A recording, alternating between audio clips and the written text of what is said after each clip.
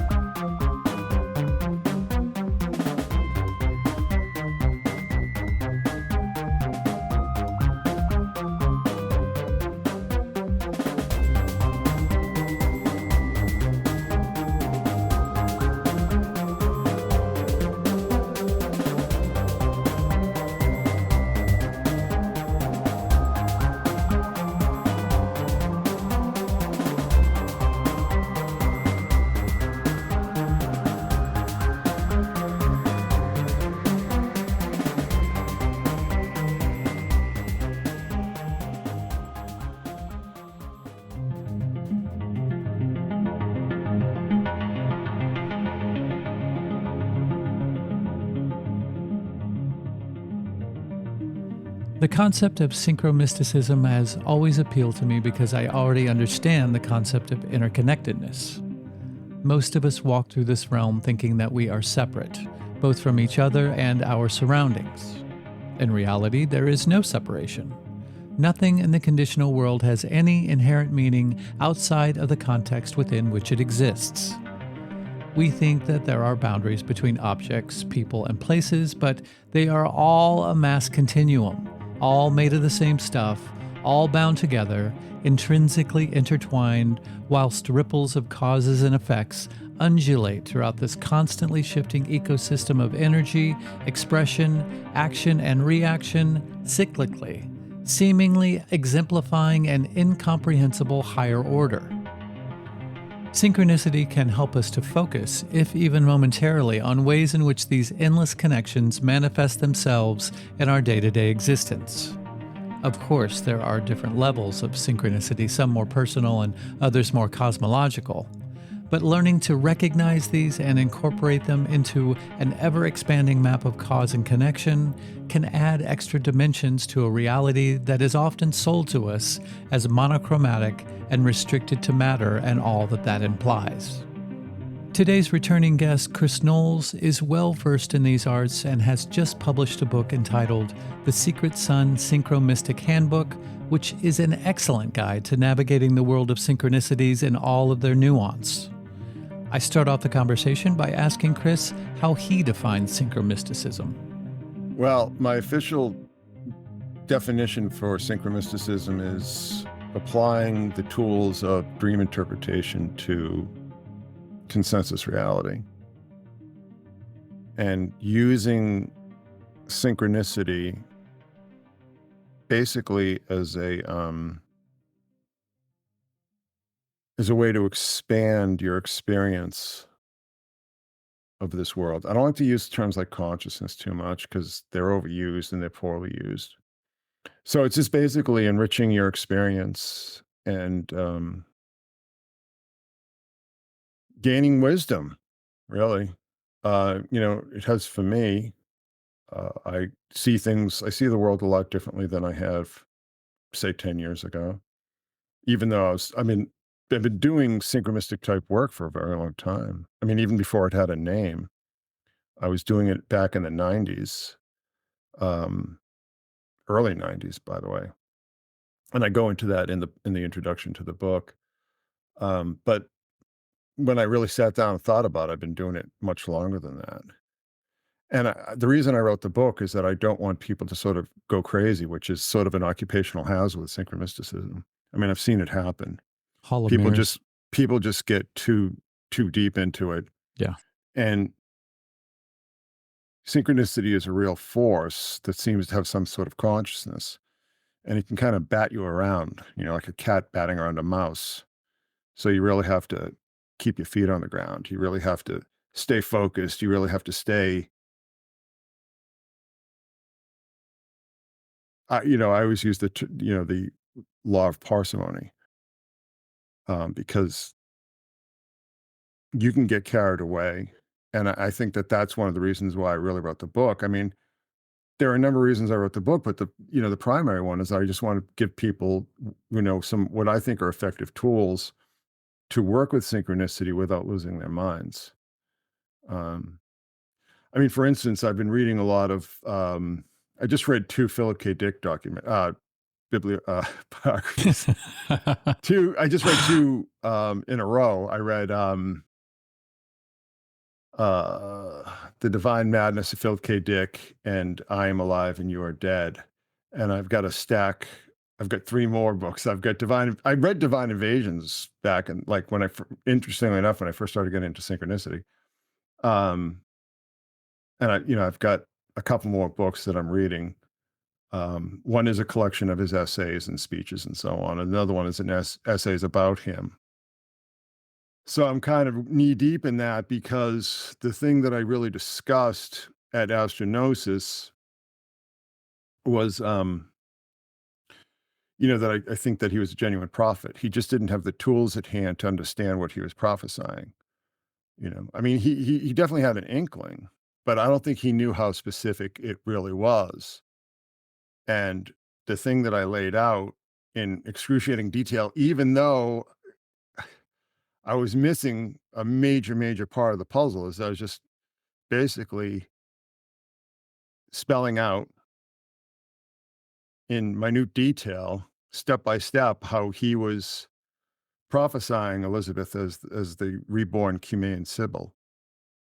And I mean, it was not what I expected to be presenting on. I wanted to just do something on the Sibyls, like the historical Sibyls, the Sibylline books and the Sibylline oracles. And I was like, okay, well, this, the ostensible theme of this conference is Sophia. So I was like, well, how do I connect Sophia and the Sibyls? Well, the only way you can do that is Philip K. Dick, right? Because he did. He saw the Sibyls as avatars of Sophia, who he called either Saint Sophia or Hagia Sophia. And so that was that's how the entire thrust of my talk just changed. But I'll admit that I hadn't read Divine Invasions in quite some time. I think I read it in the mid-90s, and I didn't really like it. But I didn't understand how much of it is really about Elizabeth, like, specifically, like, some really scary, we can discuss that. I Yeah, mean, please. some really scary, dead on things in that book that just blew my mind. And that's, it's like the circuit is complete now. It's like, I don't think you can understand this whole Sibyl phenomenon without Philip K. Dick, and I don't think you can understand Philip K. Dick without the Sibyl phenomenon. It's like, it's 2 ends, or it's 2 poles of the same circuit, and without everybody goes, oh, Philip K. Dick was crazy and everything like that. I don't think that at all. I think that, I think he may have had temporal lobe epilepsy, and I think that might explain a lot of his, more extreme experiences. But he was just plugged in. And the thing that I mentioned in my talk is that he was, even at the time when everybody said he was nuts, he was extremely lucid Mm-hmm. and very rational, very well spoken, incredibly intelligent. I mean, everybody who knew him said he was just, like, probably the most intelligent person they ever met, but he was a basket case. But that really ties into a couple of my little maxims. First of all, is that genius shares a driveway with madness, Mm-hmm. and the muses choose broken vessels. What do you think that is? Why do I think that is? Mhm. I think a lot of it is that I think our psyches have defense mechanisms, and it's like a spiritual immune system. Okay, so when your psyche and your mindset is healthy, you tend to filter a lot of these things out. And this sort of ties in, with the argument that I've been making for a number of years now about MKUltra, is that the real point of MKUltra was to break people's minds so they could become vessels for spiritual inhabitation. And that's, gotten me into some trouble with some people. But I actually went back and read a lot of the literature from the doctors themselves, and they sort of dance around it. But there was one money quote, and I'm going to mangle it, but one of the doctors who I think was working with you and Cameron was like, um, they basically wanted to break people's psyches and replace them with something else. What do you replace it with? These programs that were all completely pseudoscientific, or is this spiritual in nature?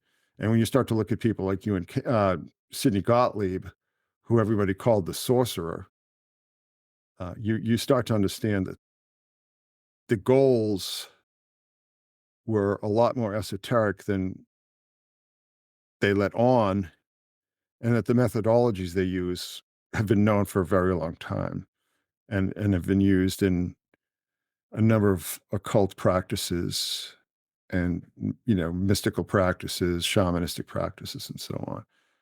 It wasn't science. Okay. So getting back to Philip K. Dick, I think he had a really screwed up upbringing. Mm-hmm. And I think that left deep scars in him. And I just read recently, I think it was Leonard Cohen who said, the cracks let the light in. Mm-hmm. Yeah. Mm-hmm. You know what I mean? And I think that sort of also applies. So I think the fact that genius, we recently watched A Beautiful Mind too with Russell Crowe, the John Nash film. Mm-hmm. And it's the same exact principle applies there. He was deeply unwell.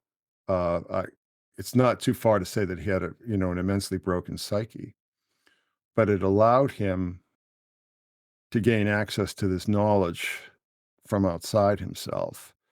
And this is something that is not unusual at all. When you start to look at a lot of prominent people who made major breakthroughs throughout history, a lot of it comes through their dreams, and a lot of it they claim, for instance, people like Tesla were saying that they're getting information from people on Mars and so on and so forth. It's not unusual at all. And you can chalk it up to just madness.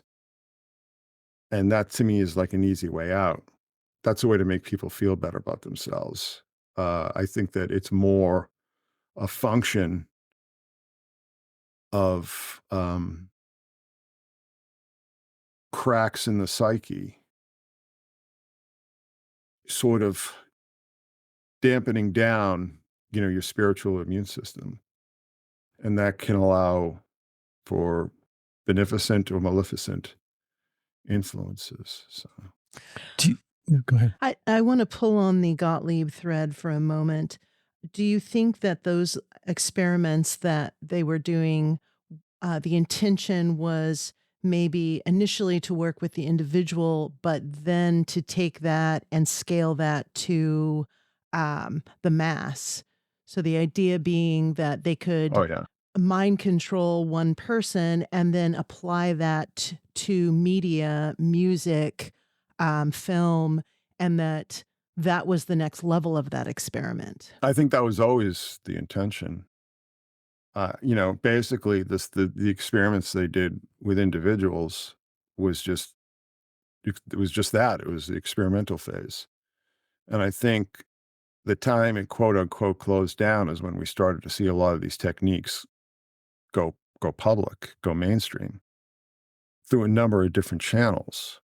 One of the channels that people don't want to hear about is the evangelical movement, that they were using a lot of MKUltra type techniques, not just rock music, not just film or TV or whatever. Mm-hmm. When you really look at the the evangelical movement, and particularly the more culty aspect of it, people like Sun Myung Moon and Jim Jones and so on and so forth. Um, that was very, very clear that they were using those same kinds of techniques that were experimented on with individuals at places like McGill.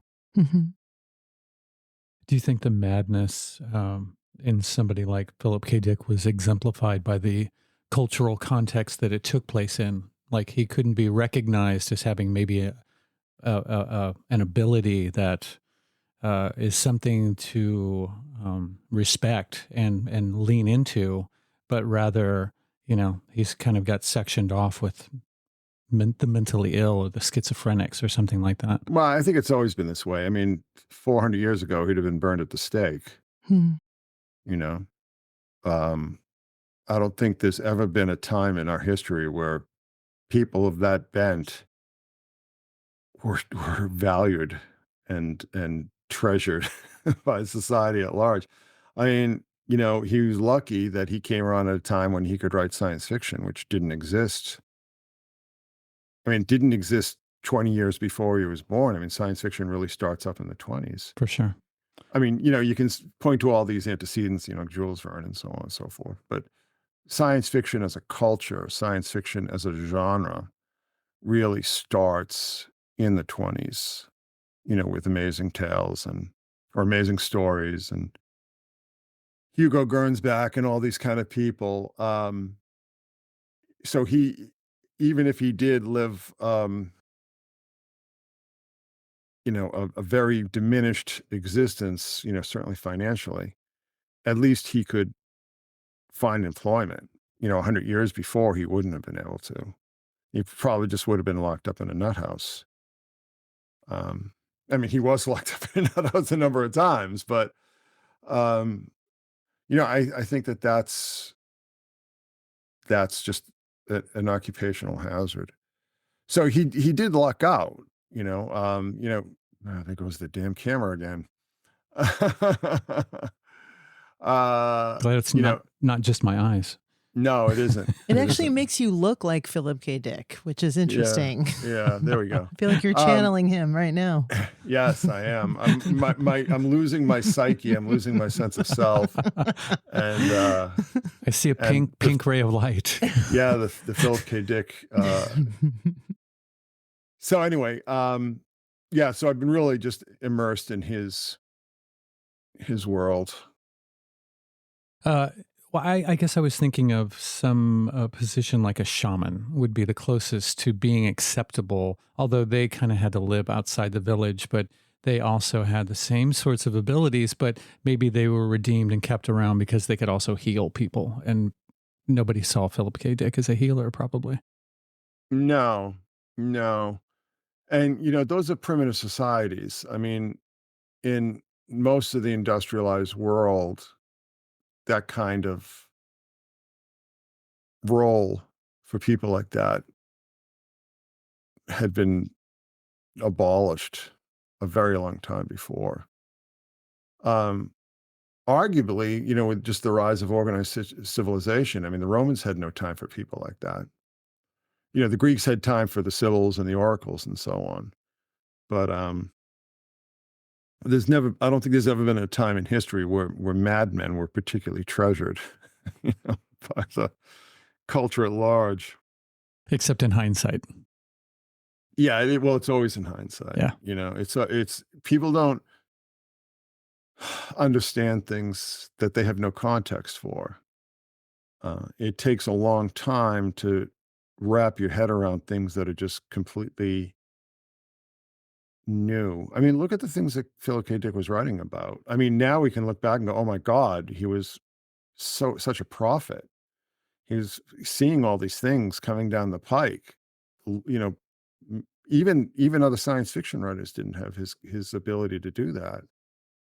And now, I mean, the example that I always give is that he gave this speech in '77 in France at a convention in Metz, France, and it went down like a lead balloon. I mean, it was really poorly received. And you can watch the video and you can see his girlfriend at the time just like wincing in pain in the audience, you know, Mhm. because it was just such a cringe fest. But now we're like, holy crap, this guy, this guy was seeing way down the road. And that's never a good position for anybody to be in. You know, For sure. when you're ahead of the curve, it's a very lonely place to be. Yeah, absolutely. And it was for him. I mean, a lot of the kind of things that he had been talking about, I think were very much maybe a function of his illness. You know, I don't want to say that everything that he was processing was some revelation from on high, but a lot of it was. And now we can understand it because we didn't have the tools to understand it then. You know, there's something that I always quote that Timothy Leary said, um, and you know, for all the nonsense that he was involved in, he was a fairly intelligent person who made interesting observations despite his, you know, his obvious corruption. But you know, he said that you know we couldn't understand the circulatory system until we had plumbing, right? And we couldn't understand the nervous system until we had electrical wiring. And you know, we couldn't understand the neurological system until we had computers. You know, so it takes time, and I think there are a lot of people who see further down the road for whatever reason. But if you know, like I said, I just read two biographies of his back to back, and you know, I just it's painful, you know, what he went through. But anyway, back to the point. I mean, so this was all being processed, you know, with a synchronicity. So it's almost like now I have another model, you know, another cautionary model because he was also an OG synchromistic. I mean, he really was, you know, and everybody said, you know, you got to stop that, you know, because he really was a true synchromistic, but the term didn't exist yet, of course, and he couldn't process it with all the other baggage that he had to deal with. So, you know, the timing is interesting because, like I said, I did read not only the biography, but I also read the exegesis, the '90s version, that Lawrence Sutton had had edited, and I actually met Sutton. I had some time, spent some time with him at Esalen Oh, back in wow. 2008. So Esalen. Wow. yeah, Mhm. so yeah, I'd given two presentations there in 2008 and 2009. I was invited by Jeff Kripal. Oh, yeah. Okay. Um, but I'll tell you something. It's a beautiful, beautiful place. But if you're looking for any kind of like skullduggery, look elsewhere. It's just a corny new age resort, you know. Cuddle puddles you might be able to find there, but Yeah, it's the interesting thing though is I did spend time, you know, like hanging out after hours in like the kitchens and stuff with the people who work there, and it was very interesting to hear how they how disillusioned they were because these were all people who came from the California Institute for Integral Studies or from the Noetic Sciences Institute, you know, places like that. And they sort of were raised on this whole mythology about S1. And by the time, you know, we all ended up there, it was just a spa, a new age spa for Silicon Valley, really, you know, nothing else. So was Stanislav Grof still there? I don't believe he was, Okay. no. A long jump ship. Mm. Yeah, So people like Fritz Perls, Groff, Lilly, uh, Terrence McKenna. I mean, all those people were long gone by then. So, which was disappointing. Yeah. what are some of the major overlaps between Philip K. Dick and Liz Fraser? Oh God, what aren't? Feel free to take as much time as you need. Well, I mean, I kind of sort of I need my you know, my audio visual Oh, materials. sure, sure. But Okay. anyway, So, the whole 2374 experience, and I'll just explain that because a lot of your listeners might not be familiar with it. He had started having these visionary experiences following dental surgery in February of 1974. And he was in tremendous pain. I got a story I'm going to tell you about that in just a sec. But anyway, so he was in tremendous pain from this oral surgery he had. And his wife had called the dentist and said, he's really having a hard time. And the dentist called the pharmacy and had them deliver Darvon, a prescription for Darvon, which is kind of an early version of Percocet. um, and the girl from the pharmacy showed up, and she was wearing a gold um, fish, the Christian ichthys fish thing. And the sun caught it, and he felt like he had was started receiving these transmissions through this pink beam. And this whole, he started this whole experience when he started to realize that like time didn't operate like we believed it did. That, we were experiencing parallel tracks of time, and that we could sort of switch in between them all, and they all were running concurrently. So he realized at the same time, he thought it was 1974 in Orange County, California. It was actually, the first century AD, and he was like a secret Christian who was being hunted by the Romans and so on. And he thought that this was all happening, that all these realities were happening concurrently, and that certain people could become unstuck in what we think of as lateral time and enter into, I think he called it orthogonal time. Yeah. Okay. And in that was a lot of this, a large part of the speech that he gave in France in 77. And then he had an experience. So he started receiving all this information. And one night he was listening to Strawberry Fields Forever, and had the pink beam showed up again, the strawberry pink beam. And had informed him that his son needed surgery for an inguinal hernia that he was going to, I forget the exact mechanism behind it, but it was going to kill him, and that he needed surgery. And they took him to the doctor, and they said, yeah, that's, and then he eventually had surgery to have it repaired. So, I mean, there was a whole experience that lasted the first half of 1974.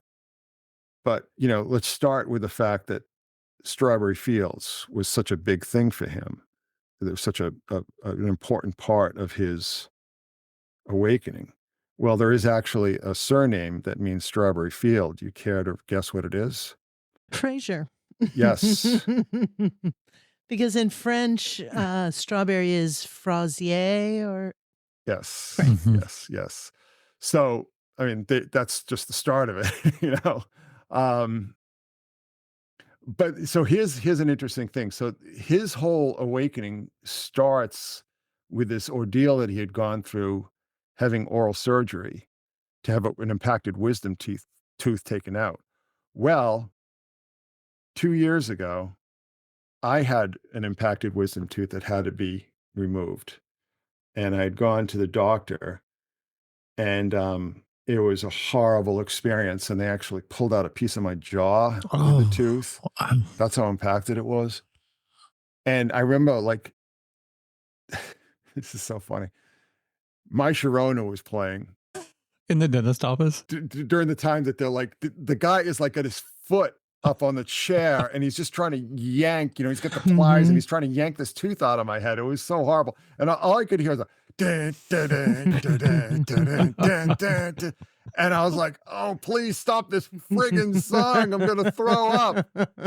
So I left. And after I had the surgery, I had to just sort of like sit in the waiting room for 20 minutes or so. And then I got in my car, and I turned on this internet radio station. I turned on, it was actually BBC Six, and they played. It was the first. It was the world premiere of Elizabeth's group with her husband, Sun's Signature, Golden Air. So, and that was the first time I heard it.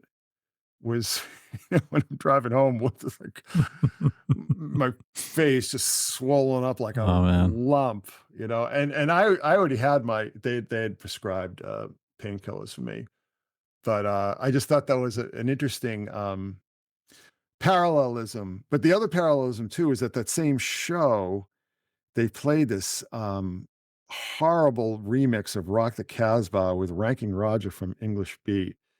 And the mix was so absurd. It was the worst sounding thing I'd ever heard. It was something that they didn't even want to release because it was so terrible. But like the bass just sounded so sickening that I pulled over to the side of the road and I threw up Wow. because the sound of the bass was just making me sick. Crazy. Oh my God. So it was a very Philip K. Dick kind of experience. It's like I sort of got a little taste of what he was going through in this life-changing and culture-changing, really. I mean, look at everything that kind of came out of that. This very common experience of having oral surgery gone wrong, but ends up changing, changing the direction of the culture and of technology and all these sorts of things. So I thought that was really kind of interesting. And it wasn't until I got to the drugstore that and I went in and I dropped off my prescriptions and I came back out to the car and then I heard Elizabeth. So I was a little bit, on a more even keel after hearing that horrible Rock the Casbah remix. Philip would have really appreciated that. But anyway, gosh, I don't even know where to start. I mean, there's so much. There is so much. But the thing that I discovered recently that one of my patrons had pointed out is that he was obsessed with this musician called, I think it was John Dowland. Was it John? No, James, maybe James Dowland. This composer is of the Elizabethan era. Um, and it was music written for lute and the female voice.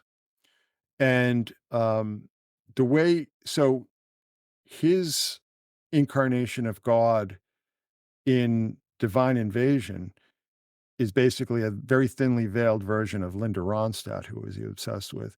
But Linda Ronstadt wasn't singing like, You're No Good and When Will I Be Loved and, all these kind of songs that she sang in the 70s.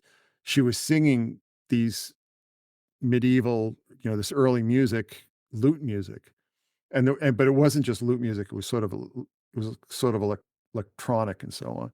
And one of my one of my patrons said, this is going to be obscure if people don't know the album, but he said what he's describing is Victorialand. Oh, yeah. Exactly. Uh-huh. I don't know if you guys know that record. Oh, are you kidding me? Fucking hell. Yes. We know every Cocteau Twins record. Jesus Christ. If you go back and read Divine Invasion and read the description of this music that his avatar of it's one of the Hebrew names for God, I forget what it is. It's like I said, it's been a long time since I read that book. But there's also a song on that same record that I heard after I had dental surgery, as I mentioned. It's a song called Make Lovely the Day, which sounds exactly like one of these songs that Philip K. Dick had been so obsessed with. And one of the songs was it was called Flow My Tears. And he used that for Flow My Tears, the policeman said. But if you go back and listen to this music by this composer named Dowland, and then listen to that song, Make Lovely the Day, off that Sun's Signature, it's identical. It's the same exact style. It's the same exact construction. It's the same, it's Steve Howe from Yes. Genesis on guitar and voice. And and the way he's playing it, he plays the guitar like a lute. It doesn't sound like a guitar. He's playing in a style more suited to, that kind of instrument. So that was the latest thing. But I mean, there's just so much. Oh my Lord. And, never mind the connection with with Minority Report that maybe we shouldn't get too deeply into, but Shouldn't we? yeah, just sensitivities being what they are. So anyhow, so like I said, I'm just sitting there talking about Philip K. Dick because I've just been like totally immersed in his psyche, and he just seems like so real to me. You ever read like a lot of biographies and so on, or study certain people, and this is kind of distance. You just can't get into their head. You can't identify with them. And it's like I feel like I identify too much with him. For sure. I feel Absolutely. like it's like there, but for the grace of God, go I. You know, And hearing him talk, like I could see him in our living room chatting for hours and hours and hours. So yeah. well, he loved to do that. Yeah. He loved to just hang out. And it's interesting too because he liked hanging out with people who were younger than him. Hmm. Like he hung out with all these like young science fiction authors and so on. And I just because he still had that kind of manic, youthful energy. A Yeah. Yeah. lot of it was the speed, but Yeah. I some they were saying like what this one biography said that he took like 1,000 tabs of dexedrine a week, and I'm like, no, he didn't. Nobody does that. You would your heart would explode. Yeah. We talked to Tessa, and she said that he was never heavily into any drug.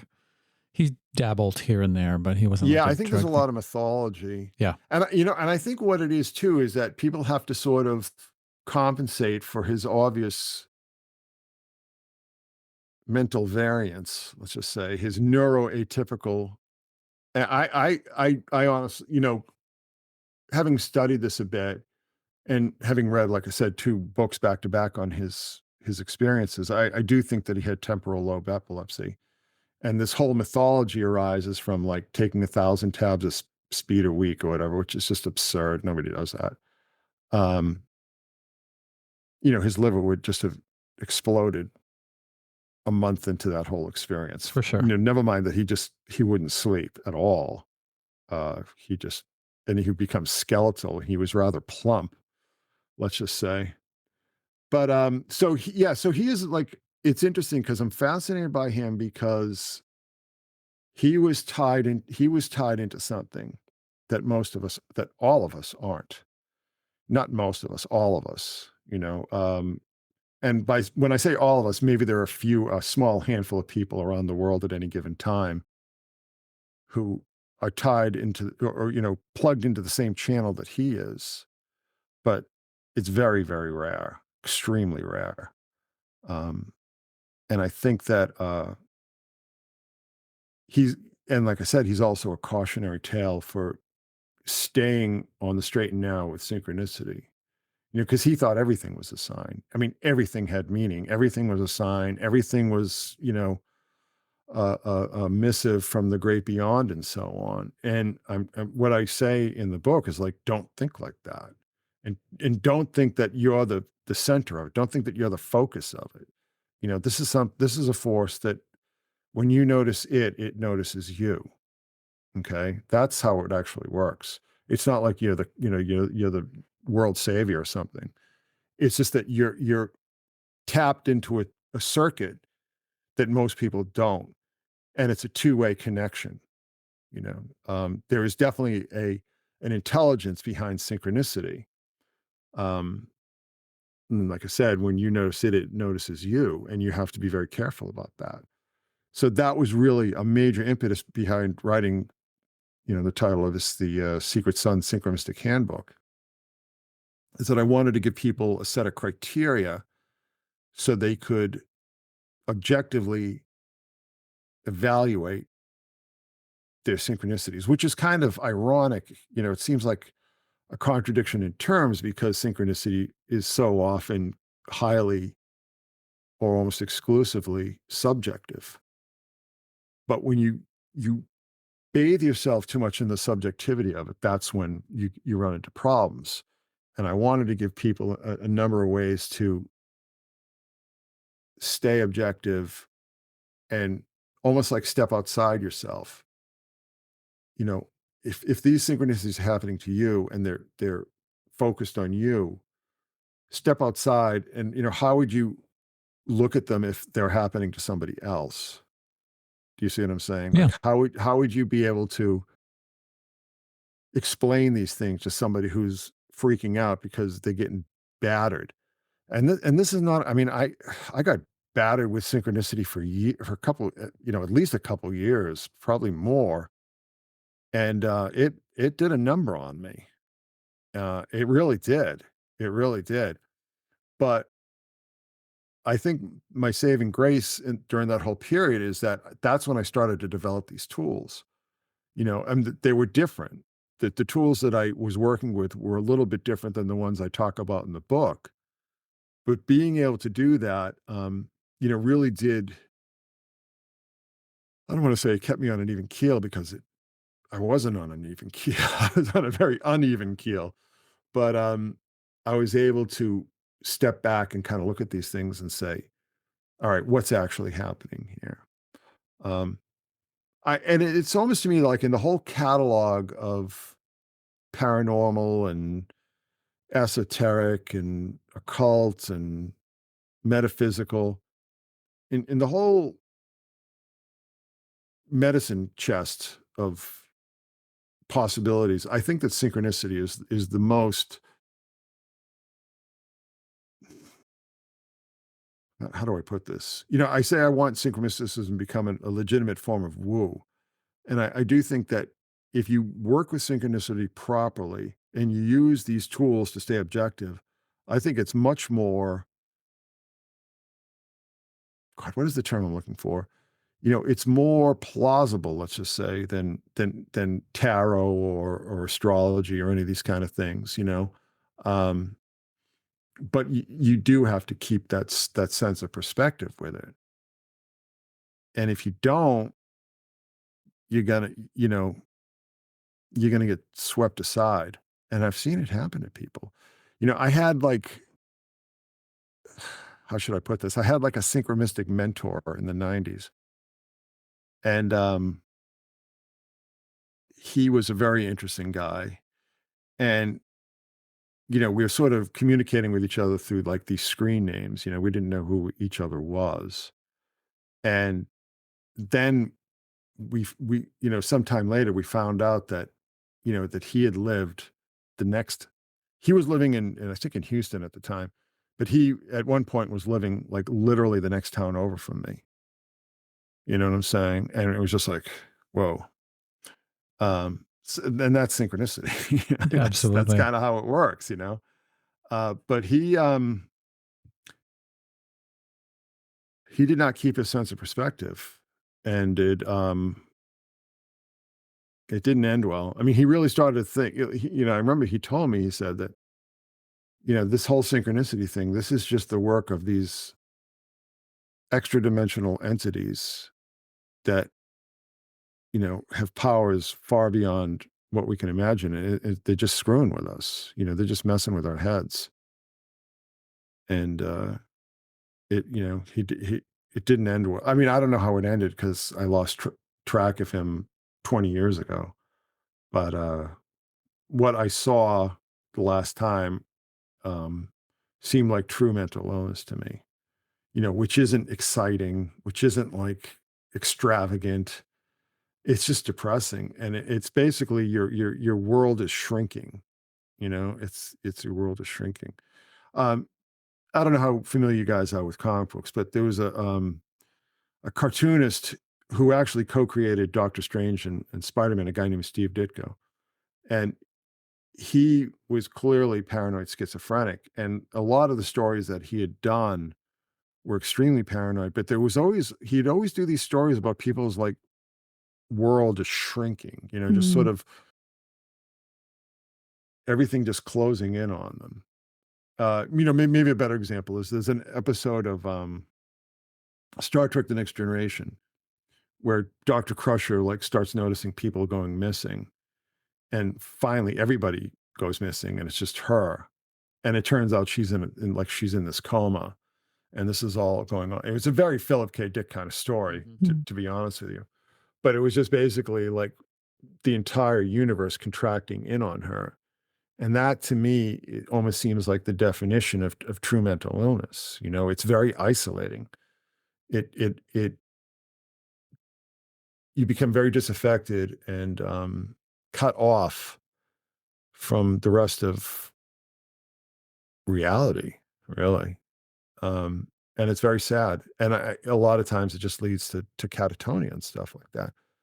So bearing that in mind, I mean, again, this is one of the reasons that I wrote the book and published the book, and I'm very gratified that it's done very very well. Good. Um, but almost sort of like almost kind of under the radar, because I mean I've done a number of interviews on it and so on, but I think it's just the kind of book that people get and use and read. Um, but it's not like I don't think it's like a word of mouth thing, but I think mostly, people see me talking about it or whatever on podcasts and so on. And, but like I said, I mean, it is a handbook. It's a user's manual. And I think, there were some misunderstandings with it when I first published it because people, what is this little book? Like, what is this thing? It's And it's like, cute. well, it's a handbook. You're supposed to, I made it that size because I want people to keep it in their purse or in their jacket pocket or something. I want people to take it with them. So when they start to have these experiences, they can, take the book out and go, well, what's going on here? And how do I process this? So, It seems like there's different degrees of synchronicity too. There's the kind that you just happen upon and you notice it because you're aware of such things and the possibility of such things. There is the kind that you search for, which maybe that gets into the realm of hall of mirrors and gets sort of getting lost in it because you're kind of on the hunt, on the prowl for it. yeah. And then there's the kind that you discover through research, which is a lot of what you do because you deep dive into all this stuff. Yeah. Yeah. What do you think is probably maybe one of the most tangible marks of legitimacy of a synchronicity? I know that's very vague and painting with a broad brush, but I mean, something that you can prove with documentation, Mhm. like timestamps or some sort of objective documentation that you can show to people and say, It isn't just like I had a dream or I said I had a dream about, I don't know, like a blue jay. And then I woke up and I went out to my car and there's a blue jay sitting on my rearview mirror or something. I mean, whatever. I mean, I got to tell you something. I don't really do much with those kind of syncs unless there's some way that I can timestamp it, like maybe something that I tweeted on or something, and then something else happens. But if it's pure, if you have to take my word for it, I'm not interested in that. Sure, it's only meaningful to you. Yeah, and to be honest with you, at this point, it's not meaningful to me. Hmm, You know, um, if I can't prove, I feel very uncomfortable talking about things that I can't prove, or at least present evidence for. sure. I don't like to talk about things that I can't give you some kind of evidence for. It just, and I've had so many of these kind of, textbook Jungian synchronicities that unless they're really extravagant, I don't pay attention to them anymore. I just take them for granted. I think synchronicity is a dime a dozen. You know, coincidence is a dime a dozen. It's just the way the world works, and this is why I sort of break it down. How meaningful is this? And the things that I try to stay focused on is what I call symbolically supercharged meaningful coincidence. Things that that have a greater perspective than just what's going on inside my head, you know? Um, it again, that's not interesting to me. It just is what it is. I'm interested in things that I'm presenting information that people can look at from their own perspective without having to be inside my head, so to speak. I have something to, I'm trying to cogently lay this out for you so that I can be very economical in my words. I had this experience back in 2000 where I witnessed something that was definitely otherworldly. Mhm. And I kind of put that in the back of my mind as a story that I would want to write someday. And I've started to write this story this many years later. Uh, and there, in my research of this event that I witnessed, I have found that there is Scottish and Orkney and Irish folklore that speaks to this phenomena that I witnessed that I had no Okay. idea of. Um, Are you gonna tell me what it was, or I'm I will tell you off camera because it's okay. something it's a story I'm developing. Uh, and so after I had that experience, I I held it very close to my heart. I kind of buried it deep within. And I have gone into this program where I'm writing now and I'm working on this particular story and developing this story as an idea. Since I have started to write the story, there have been myriad experiences, I mean, way more than I can count, of a specific word that is associated with this phenomena that keep coming up, Mm, like, day after day, and at, like, every piece of equipment that I touch, that word will pop up, whether it be media, on social media, or a film that I will watch, or a television show that has nothing to do at all. A restaurant was named this thing, which is very bizarre. And what I'm wondering is, do you opine that now that there is a different level of mind control that is being um, executed and used via the telephone, that there's some ability to either read a person's mind and then put those images out into the media where you think it's a synchronicity? um, are we living in some type of a Faraday cage that is very encased and the phone is listening to us, and so that is causing these images to keep coming up or this word to keep coming up? well, in the book, I tell people to, like, avoid safe searches and, try to stay away from the algorithms as Yeah. best you can, because there is a lot of manipulation, but it's automated, Mm, you know what I mean? And mhm. it's interestingly enough, for somebody who is immersed in this stuff as I am, I haven't really experienced a lot of what people talk about, and I wonder if it's just I don't have an iPhone, I wonder if it's, like, the iPhone that's doing it. I really Interesting. do, because it's like I've seen, my wife and I will be discussing something, and something will pop up on our screen, Right, pertaining directly to what we were talking about, right, and that's clearly spyware, you right. know? Not That's not a synchronicity. No, it's not. Clearly. But some people call that a synchronicity, which I find interesting. Well, they shouldn't. Yeah. Exactly. Yeah, like I said, I mean, I should experience that more than I do, and I don't, and I don't know why. I don't know why that is.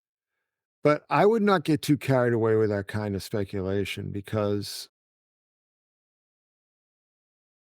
it can it's kinda like a psych out, Mhm. you know? And you wonder, like, what is the mind control? Like, that these algorithms are doing these things, or that they want you to think they're doing these things, so Right. you don't respond to when the synchronicity is happening organically. Yes. So, I think that, you really just have to be very careful about that, and stay off stay off the phone as much as you can. Um, and don't one thing you should never do is have Facebook on your phone. Don't. Yeah. That's a big no-no. Don't have Facebook on your phone because it's well, actually, and apparently, like, Mac sort of dropped the hammer on them, or Apple dropped the hammer on them. I don't know. Who's to say? Mhm, But, that's why, again, I try to avoid the more personal stuff mhm, because, I mean, who the hell knows, you know? Why when I first started getting, like, in the wake of 9/11, by the way, when I first started getting really serious in this stuff, it's like I didn't trust what I was finding online. I had to go to the library and find books to get the information that I was looking for, and the older the better, the older the better. Um, so it is it is important to do 2 things: to not take it too seriously and to take it seriously, you know, if that makes any sense. But don't allow yourself to be manipulated in either of these directions, mhm, whether you think that, you're just being completely led down this garden path by the electronics, or that you're not, if that mhm, makes sense. And like I said, I mean, it's I don't when personal synchronicities arise for me, not only like those kind of Jungian ones, but maybe more objective ones, I just kind of let them pass, because I'm not I it took me a long time to get outside my head. mm, It took me a long time to escape the prison of my mind. And I don't want to go back there because it led me to some really dark places. And I don't I it took me, I had to crawl my way out of it, and I don't want to go back there. And one of the ways that I try to ensure that that won't happen is that again, I try to stay out of my own head. mm, I try to stay out of my own experiences, my own thoughts, and so on, and just sort of let it just sort of float by. I mean, you got to think about these things, you got to process them, but don't cling to them. Just let them sort of say what they're going to say, and then just drift away, because they will. They mhm. will drift away. But it's a terrible trap to start making it all about you. Um, and everybody goes through it, unfortunately. I don't know anybody who hasn't. Uh, but what you've really just got to do, like I said, is keep your perspective. I think what is fascinating to me about this particular experience that I had, it happened in 1998, and it is now 20 plus years later that I've 26 years, actually yeah. that I've started to do the research about this phenomena that I witnessed, and to find out that there is ancient folklore that goes back hundreds and hundreds of years of people all throughout the British Isles that had these experiences, is the part that I was like, wow, this is really weird. I had this experience, and this is something in my genealogy that someone in my past potentially could have had the same experience, No, 25. I know exactly what you're talking about. I do, and I'll just I've talked a lot where I used to talk a lot about when I was really sick and I had this really high fever, and I basically saw a leprechaun show up in my living room. Mhm. And not only did a leprechaun show up, but the dining room just became this vast landscape with purple lightning and so on. And Mm. then, and all these things happened. So I called it a leprechaun, right? And I saw it in those terms. Mhm. But it wasn't so much later that I learned that in the area that I was living in, there was something called the Pukwudgie, Mhm. Yes. and it pretty much fit the exact description of what I experienced. So what I saw was, granted, it was a hallucination, but it was more along the lines of a Pukwudgie than a leprechaun. Right. You know what I mean? And that's I think that's an important distinction, because I could have just gone down this whole primrose path with leprechauns and leprechaun Mhm. lore Mhm. and all the rest of it, but maybe that's not, the way I should have been going. Right. So again, I mean, just be very careful. I start to feel like like the dad, it's like my dad instincts, you Yeah. know, be careful on the stairs, kids, Yep. uh, just that whole, I've been raising kids for how many years? Let's see, 32 years, Wow. from the first to the third, my first was born in 87. My third was born in 2001, just a couple weeks before 9/11, by the way. Wow. And, turned 18 in 2019. So that's 32 years. So, um, that's a long time to be a dad, Mhm. and plus my boys were, yeah, it's funny because I say that I always say this, but it's like one of the reasons why I think I've gotten good at what I call decoding, sort of figuring out like a lot of the symbolism of these rituals is, raising teenagers who do nothing but lie, and you have to figure, you just assume that they're lying, but you have to figure out what the truth is, and it's kind of like that scene in True Romance, when Christopher Walken's talking about the pantomimes of lying, and when you're a parent, especially my boys who are just marauding little Vikings, I had to, had to always figure out, okay, I know they're lying, but what are they lying about? What do I need to know here? And it was excellent training for the work I do now. So. uh, what do you think that media, particularly mass media, has done for synchronicities and synchromysticism?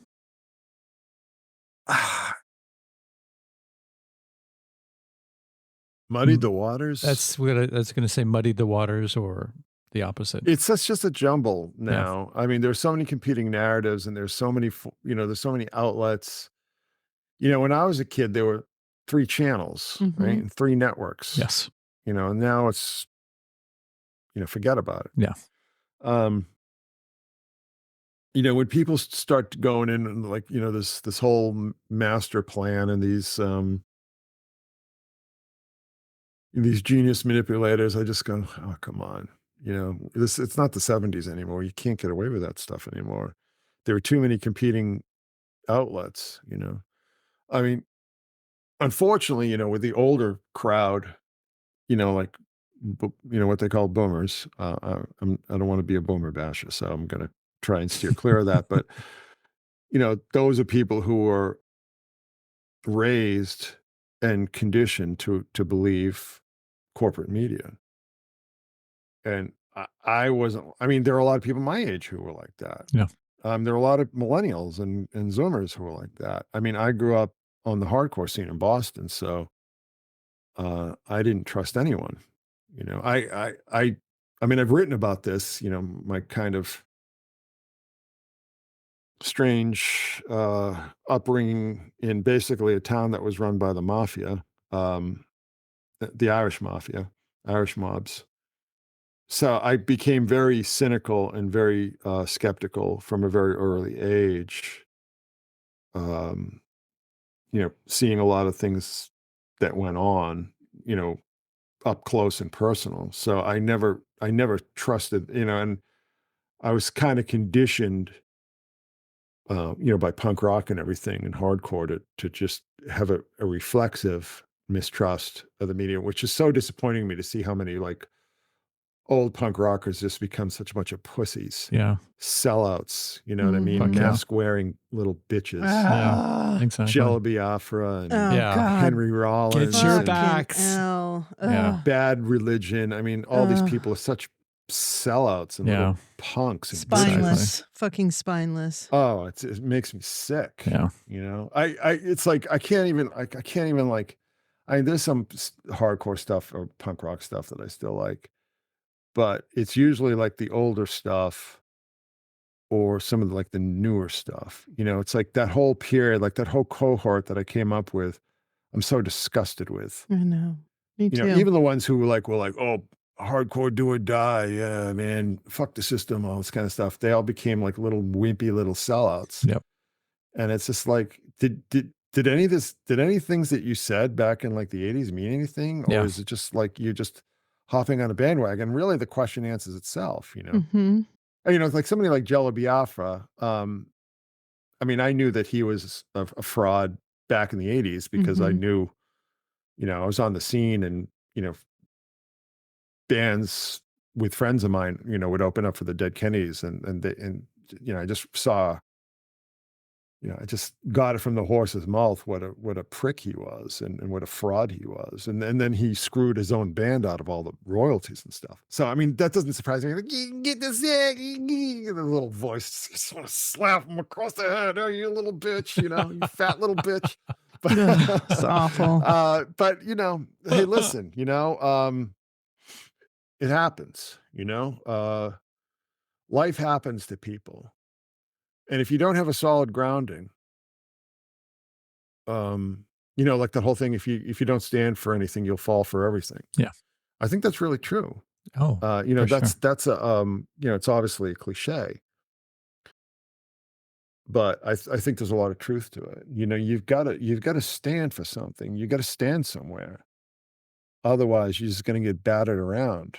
You know, and I mean the music industry too. I mean, I grew up in the music industry. My mother was a professional musician, and you know, like I said, I hung out with all these kids in bands and stuff.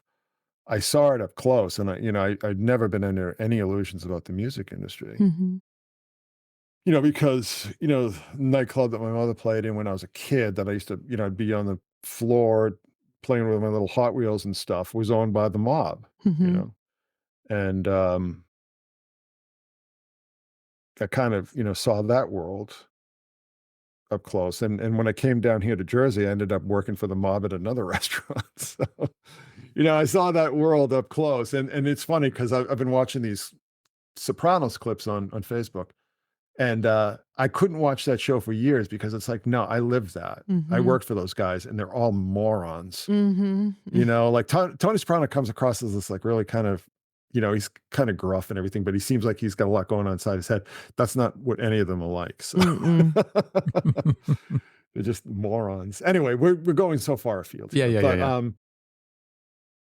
anyhow, anyhow. Well, So I always said that it happened in the punk rock scene when people got mortgages. When suddenly yeah, they had something to defend. That's when they lost their balls. yeah, Because well, yeah, and but they, you know, it's like you go on tour and like all these venues won't let you play unless you're vaxxed and all that kind of stuff.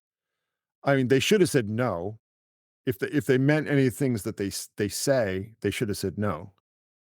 But, you know, listen, when it's starve or eat, kind of very clarifying for people, I guess. Sure. For sure. Are there any developing, granted, I just got onto your Patreon, so you may have covered this, so pardon me if it's ground that you've covered before, redundant, yes, but any new synchronicities developing in the world of Samantha Morton just released an album. Oh yeah, Liz yeah, performing Song to the Siren recently with Massive Attack. yes. Yeah, well, she's on tour. She's coming to America too. Well, I will tell you one thing that's really interesting. So I did this whole live stream on smiley face killers, and I did this section in it, sort of positing what if Jeff Buckley was a smiley face victim? Hmm. Because he drowned just a couple of months after the first known smiley face victim was found in New York. Hmm. Wow. And there are I a couple of years ago I'd spoken to William Ramsey. I'd done a show a couple of times, and we had sort of batted this whole possibility around like after we did the show and everything, which is kind of like, and I started to think like, well, what if that actually happened? Now, here's the interesting thing is that there's only one witness to his drowning, a guy named Keith Fody. Mhm. He's the only one who knew what happened. And by his own admission, he wasn't paying attention to what was going on in the water because he was messing around with his radio, like he was, you know, his radio and his guitar, and the water was sort of rising. And, you know, he wasn't paying attention when Jeff Buckley drowned, you know, by his own admission. So anything could have happened. And there are a lot of weird connections. So I sort of posited that it's very possible that Smiley Face is a is a cult, okay? And it's a cult that's based on like these drowning gods, you know, and in particular, Antinu. So, what if there's this Antinu cult, which is sort of very much tied in with like Egyptian occultism, because Antinu was identified with Osiris at one point. But at the time Jeff Buckley drowned, it was the start of the Memphis Carnival. And if you know anything about the Memphis Carnival, there are all these crews, like the Osiris crew, like the Phoenix crew, like all these crews that are named after like Egyptian stuff because it's Memphis and they got that big ass pyramid there and Yeah, everything yeah. like that. So it really struck me as like, there's a lot of very strange, I don't even want to say circumstantial evidence, but there are a lot of strange sort of signifiers that may point to that he was an early smiley face victim. Now here's the thing. So it was, again, there was this guy, Keith Fody. Well, the other day, I get this suggestion on Facebook for this other kid, this other guy whose name was James Fody. Hmm. And I'm like, why am I? And it's, this, and then it turns this guy, Keith Fody, who was with Jeff when he drowned, was also from New Jersey. Hmm. And I was like, oh. And then I was like, oh shit, Fody. Yeah, my son hung out with the Fody. He was a friend of my son, right? And he's probably this other Fody who was with Jeff Buckley's cousin. They look a Mhm. lot alike. Wow. And their fathers are from the same area, the same part of Bergen County in New Jersey. So it's not a very common name in New Jersey, by the way. So I was like, oh, Fody. So not only was like my son friends with this kid who was suggested me as, a friend, whatever kind of tenuous tangential connection they want you to connect Yeah. with, right? Yeah. Mhm. But he was also friends with the sister. And then my younger son was friends with another one of these sisters, another one of these Fodies. So I always used to hear the name Fody all the time. Fody. Oh yeah, I'm going over to Fodies. Yeah, I'm hanging out with Fody. Oh, Fody this, Fody that. But I never Wow. knew it was spelled the same way as this Keith Fody, who was with Jeff Buckley when he drowned. And I was like, oh, you got to be friggin' kidding me. So this is really interesting. So I'm trying to dig. I couldn't really find the connection other than both of their families are from the same part of Bergen County. One was from Fairlawn, the one that I'm talking about, and then the Mhm. Keith Fody, who's with Jeff Buckley, he's from Fairview.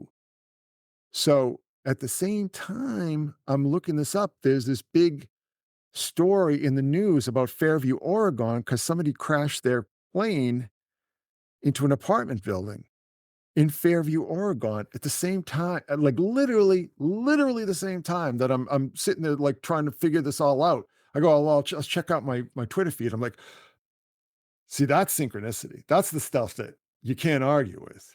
You know what I'm saying? That's the stuff that's like, it's provable and it's freaky. And it's like, now I have like this tangential second or third degree connection to Jeff Buckley now. You know? So Crazy. here's my Mm. question. Do you think that the reason that the name kept coming up when it was being said over and over and over again in your home is this energy, this synchronistic energy trying to get your attention? It's very possible. But what are the odds of that? Like I'm like everybody knows me as like, the Jeff Buckley siren guy, Yeah. right? It's like Yeah. that was kind of like how I made my bones, right? And then I all of a sudden I have this connection that I didn't even make, even though I knew about it. It's like, yeah, Fody. I used to hear that name all the time. Yeah. Crazy. And and then this whole thing, like, and then all of a sudden there's this very Donnie Darko kind of thing going Yeah. on. And you guys got to go on the Patreon because I did this whole thing on Donnie Darko, and there are a Cool. lot of connections to Elizabeth with Donnie Darko that are Oh Amazing. man. freaky as hell. We watch Amazing. that I mean, movie every October. Yeah. oh Yeah. yeah, I love that movie. Yes. But so what else am I going to say? So so you asked me about Samantha. So Samantha has this daughter named Esme, named Esme Creed Miles, right? And she was in this show called Hannah on Amazon. Okay. Now, 12 years ago, I had written a couple posts that are still up on The Secret Sun because Hannah, the movie with Saoirse Ronan, who's got Mhm. ridiculous connections to Elizabeth, you know, was in this movie that was very much based, or I don't want to say based. Let me back up a little. Was eerily similar to this treatment that I had written for this thing called Snow that I'd written. A friend of mine uh, and I had come up with a story.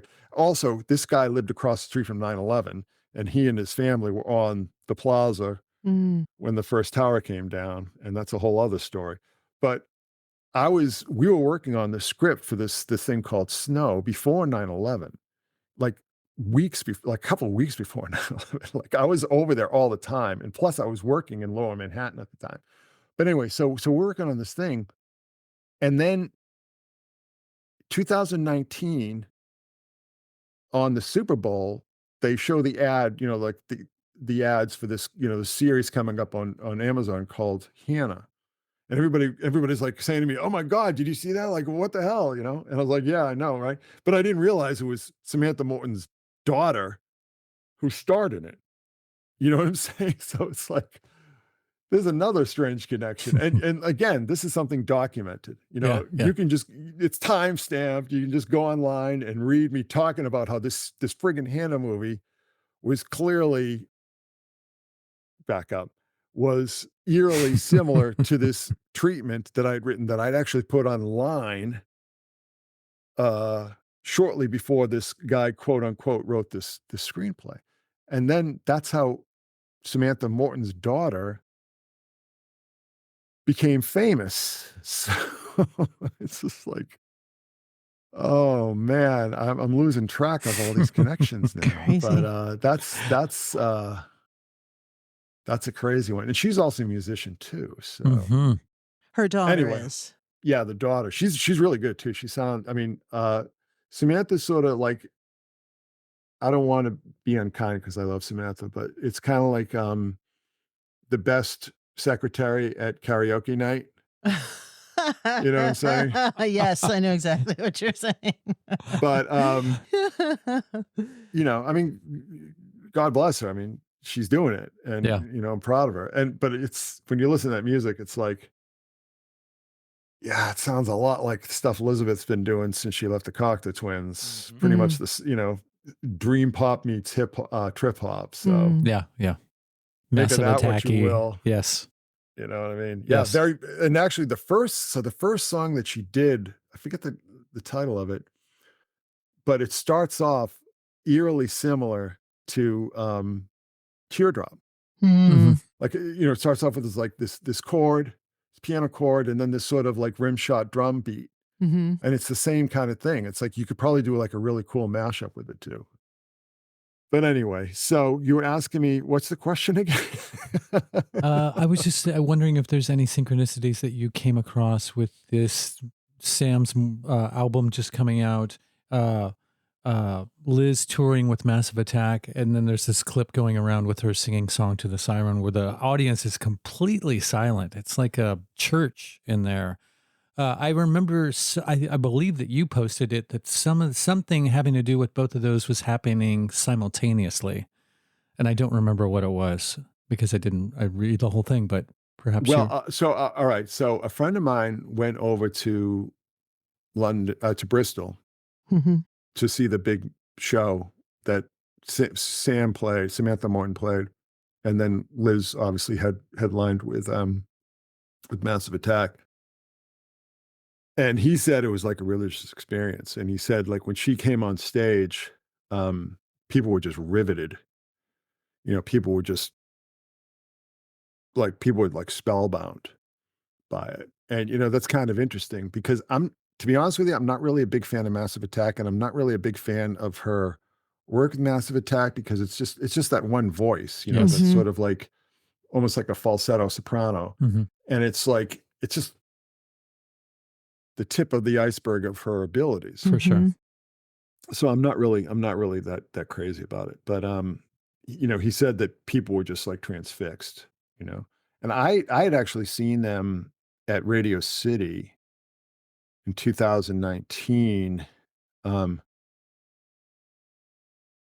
And it was interesting because it was during, I won't go into it because it's too long. It was during a time of personal crisis for me, Hmm. and it's sort of there were a lot of very strange synchronicities attached to that. But anyway, I'd seen that, and it was astonishing. But it was astonishing, first of all, because the band was so damn loud. I didn't think that Massive Attack were going to be like Slayer loud. You know what I Mm. mean? Boo. Like they were loud. I mean, wicked, wicked loud. I was like, whoa. And plus they had these video screens up. And I was like, I hope to God that there were no epileptics in the crowd because it was complete and total sensory overload and just like flashing. But it was Mhm. also very, very apocalyptic. I mean, they really presented her very deliberately as a Sibyl. Like she really, she was presented and carried herself because, she's singing these songs off that album and they're showing all these videos, of war and riots and, just all Mhm. this kind of stuff. And it was really an experience. It kind of reminded when I saw The Clash, because The Clash had the same thing going on with like the video screens and it obviously influenced by it. But I wasn't prepared for that. Just how overwhelming it was, both visually and sonically. Mhm. So anyway, what's the question again? A very What vague do you want to one. know? Synchronicities. Synchronicity. Oh, Yes. yeah, Yes, in yes, too many yes. to mention. But I'll sort of let that lie for the time being. One thing that I did find interesting that I had posted about is that um, Samantha won this BAFTA fellowship so the BAFTAs are kind of like the Oscars. And she was selected for this fellowship, which is like a very, it's a real honor. It's a real, um, really distinguished honor to receive. And she had posted on Instagram that night. It was a picture of her, of Samantha at the awards, and the music was Song to the Siren. It was Mm, Elizabeth singing Song to the Siren. interesting. And then a couple days later, she posted another shot of her at the awards and another Cocteau Twins song called Violin. Mhm. Do you know the song Violin? Of Mhm. Yeah. course. Yeah. So I thought, so this is her big night. And how did she choose to observe it? By posting a picture of her with Song to the Siren as the soundtrack. So make of that Interesting. what you will. Yeah, yeah. I mean, that's just a whole rabbit hole that's best left unexplored in this context because we'll be here for the rest of the year, Well, literally. we just recently interviewed Larry Beckett, as I emailed you and told you that we were going to speak to him about his relationship with that song and the Hmm. writing of the lyrics of that song. Hmm. And it was really fantastic interview. Did he Um, talk about Jeff at all? he did. He Yes. was actually good friends with Jeff, Mhm. Oh, and that's right, because the movie, yeah. he has many unpublished, never released letters from Jeff that Jeff wrote him, Mm, and one of the common threads in their relationship was that Jeff was always fighting being underneath his father's shadow, mm. which I found that a very Well, they had interesting. no relationship. I think they only met each other like twice. I think probably a lot of it was a comparison that people were comparing Jeff to Tim and Tim's ability as a singer and a performer, and so that was something that he was kind of constantly battling, is that like living underneath that shadow of his dad and his dad's mythos. But Well, what they I followed the same arc, really. So Totally, Yeah. totally. But what I it's found eerie. so beautiful is that uh, Larry is just a one of these people who it really appeared that he channeled those lyrics. They were written specifically for a woman that he was interested at the time. And the explosion of that song has just propelled his life in many regards as a poet and as a writer. And he's done many other famous works since then. But I would really urge you, if you ever had the opportunity to speak to him, he's a lovely, lovely man. He lives Yeah, in he's a sweetheart. He lives in Bend, Oregon. Fun fact. Okay. Interesting. And he read What did he say about Elizabeth's version?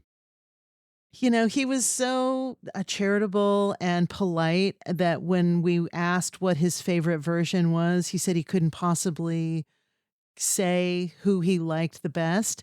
But he mentioned a young singer, a young woman, an Irish woman, who has now done another version of the song. And he said she is the new generation of this song. Like, she's given it birth, given it life like no other.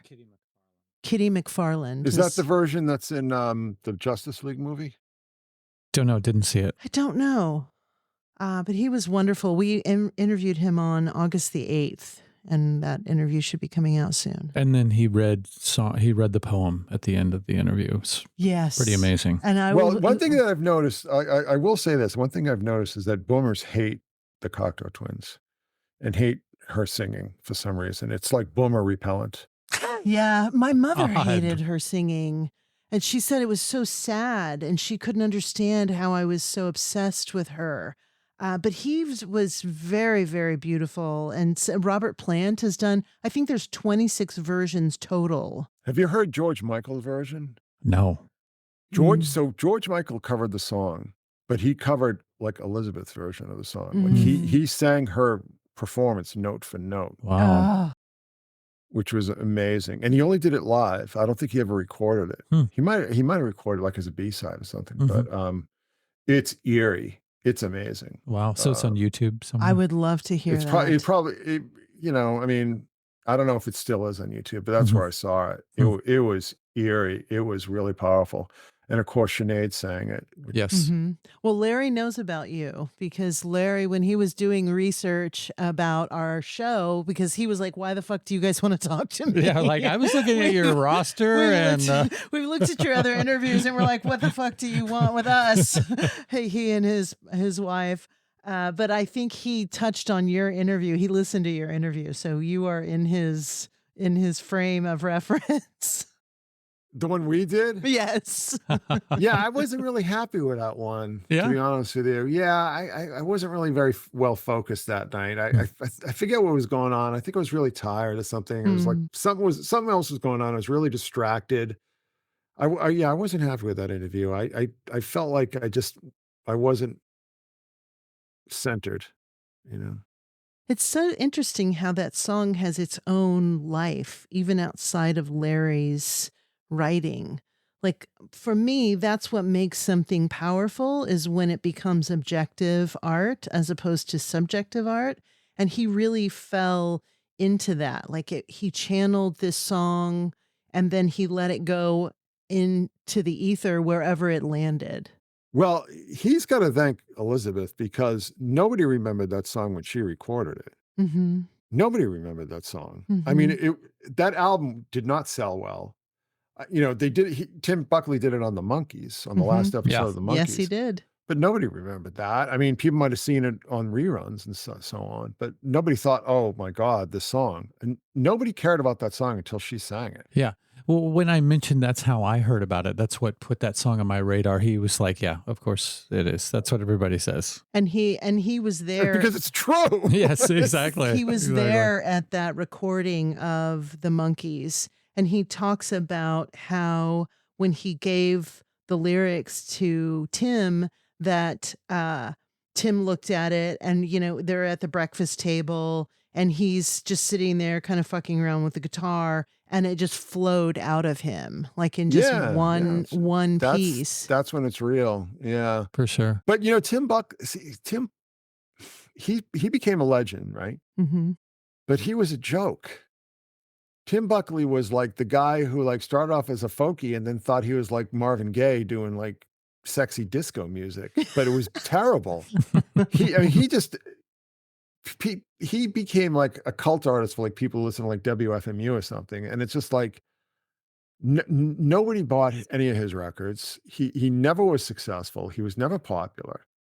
You know what I mean? Jeff felt like, I mean, Jeff was much, much more highly regarded than Oh his yeah, father ever was. for sure. Mhm.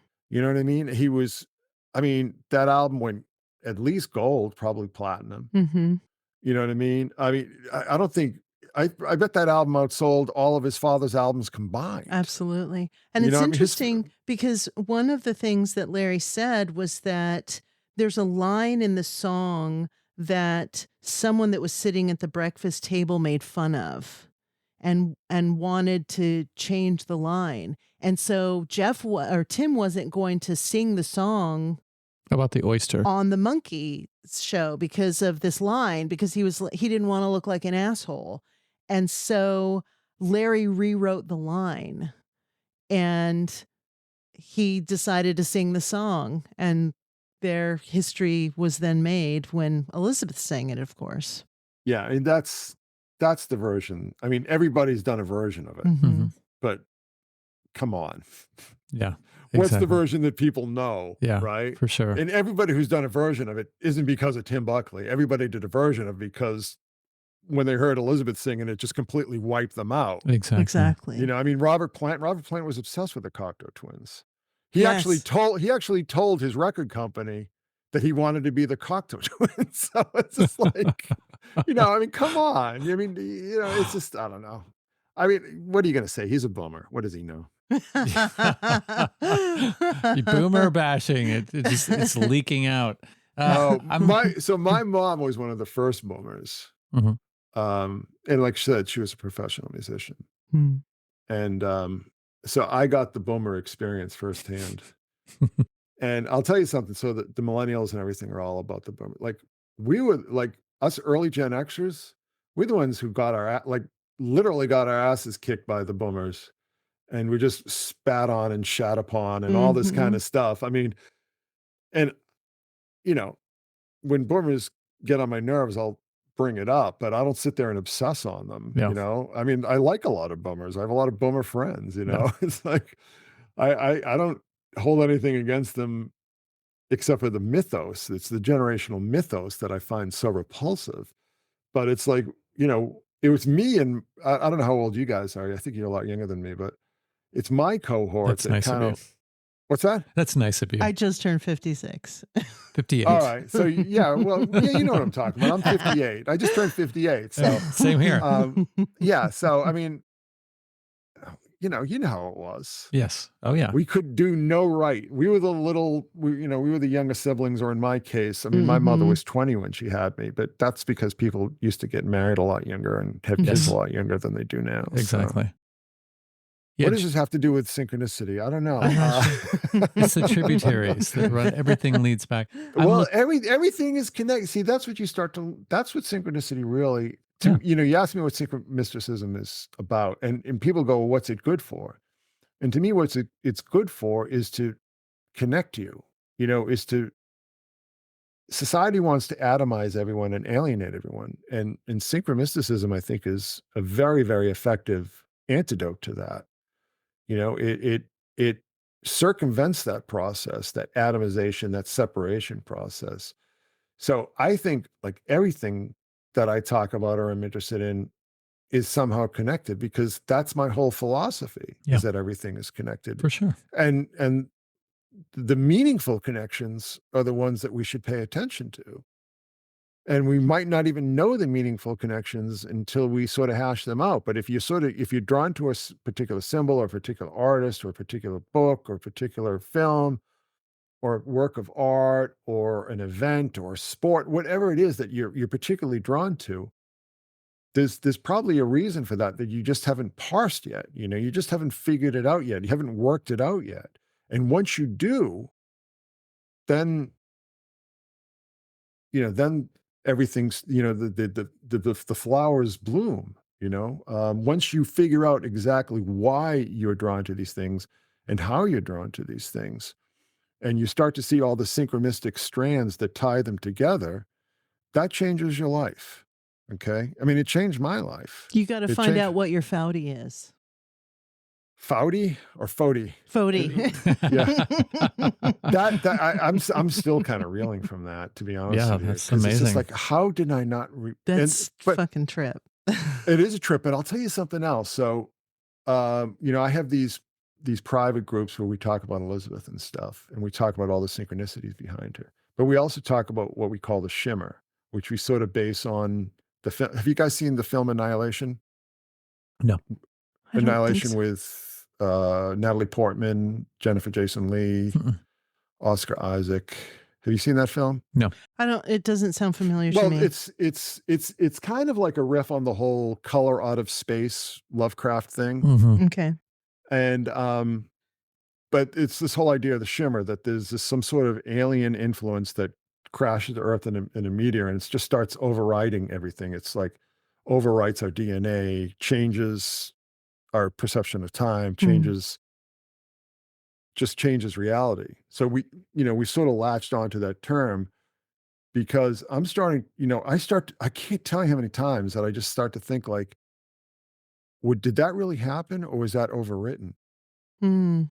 And that's why, one of the reasons why I've been so immersed in Philip K. Dick thing, because I'm trying to figure out if the shimmer sort of connects in a way that I can grasp, other than sort of a broad philosophical way, in a tangible way that I can work with, whether this whole idea of the shimmer from that film and his whole idea of orthogonal time, whether there's some sort of connections that I need to follow there. But I'll tell you something else. So you guys got to watch that film. Hmm. I'm sure a lot of your listeners and viewers have watched it. But the thing that really flipped me out is when I discovered. So the film takes place in Florida, but it wasn't shot in Florida. It was shot in England. Hmm. And when they enter this whole area, this whole zone where the shimmer has taken over, the area that they enter is the same exact area where they shot the Pearly Dewdrops video. Same Holy exact fuck. area. Same exact area. Crazy. And actually, the area like they're showing the shimmer is the same. It's the exact same horizon landscape where we see Elizabeth sort of superimposed Yep. over Oh my in that God. video. And Holy it's just shit. like I've lost track of how many things like that.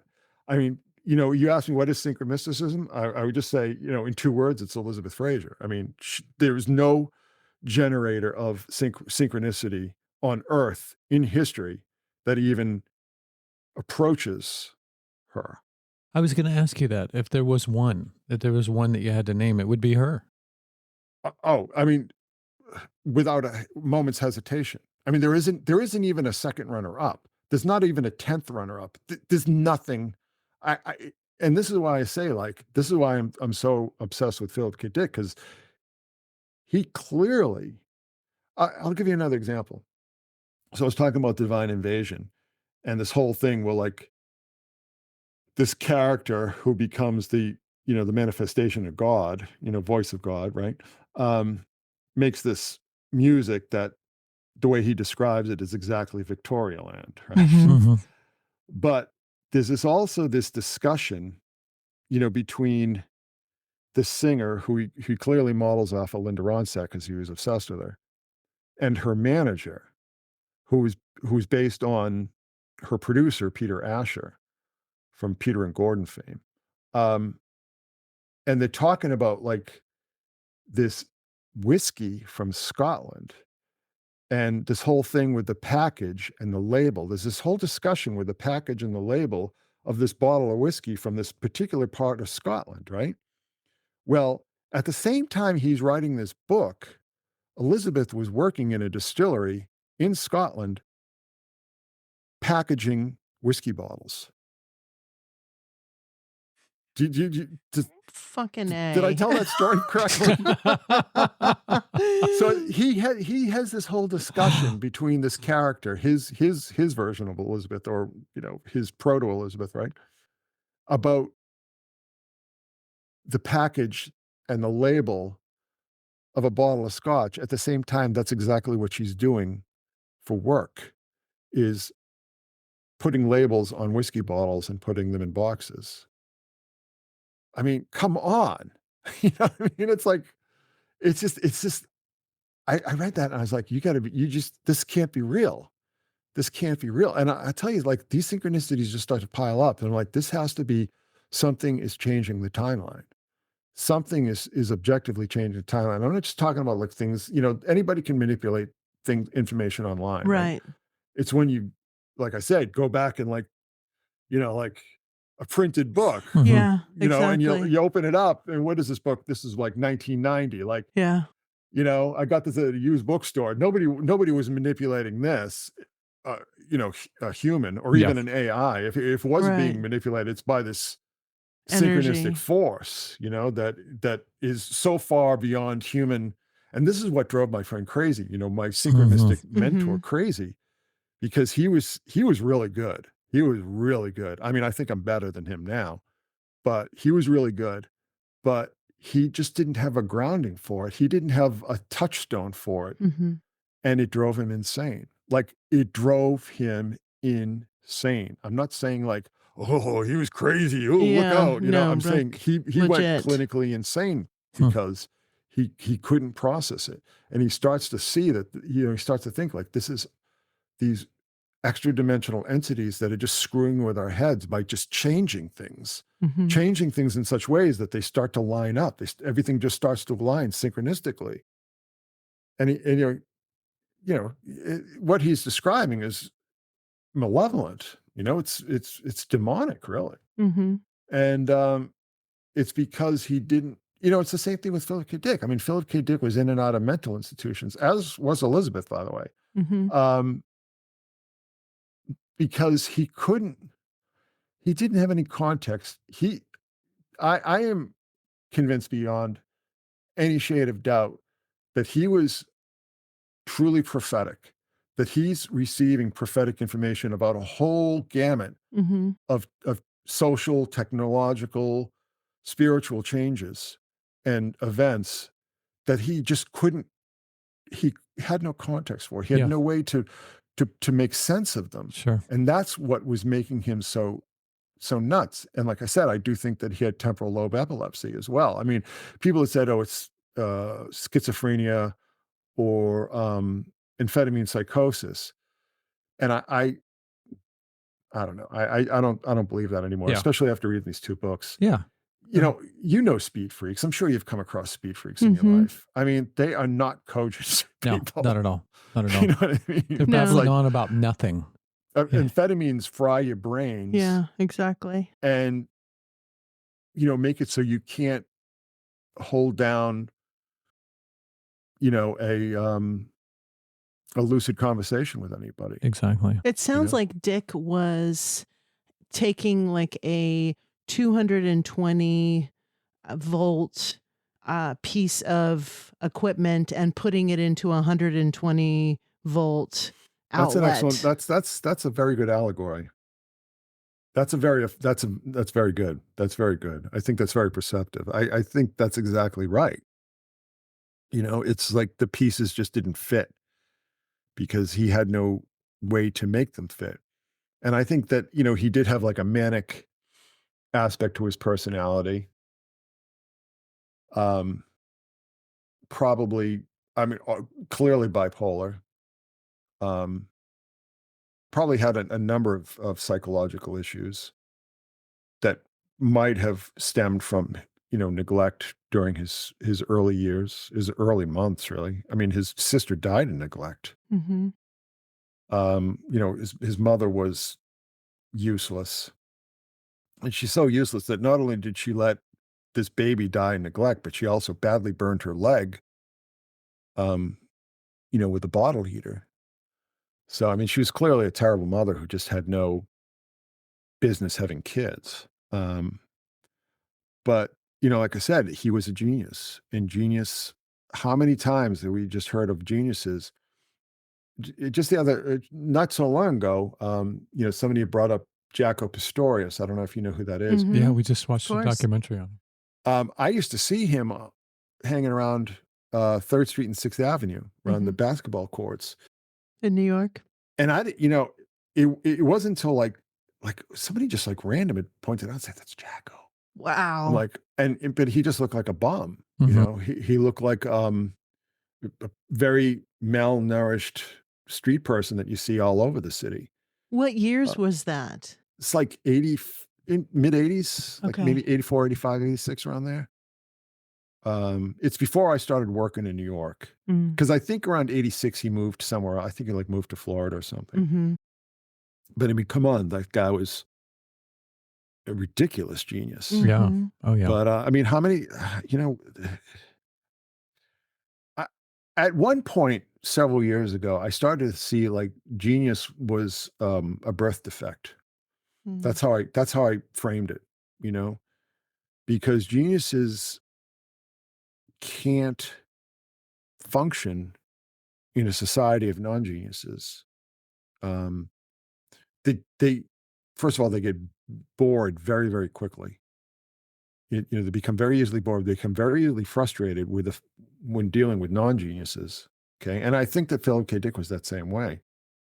And I think he was always looking for a woman who could relate to him on that level. You Mhm. know, because his mother was she was a terrible mother, but she was also extremely intelligent as well. And it's very frustrating for people who, like people said he could talk, he could just hold forth on any topic. Like he could hold his own on any topic under the sun, sports, medicine, politics, religion, whatever. And it's because those kind of people, they'll just read something once and they retain it. Mhm. And not only do they retain it, but they can recall it, which I think is the distinction there. That's the important distinction there. Not, because I think we all retain it in some way, but we can't recall it. And somebody like Jaco, they learn how, to play one song, Mhm. and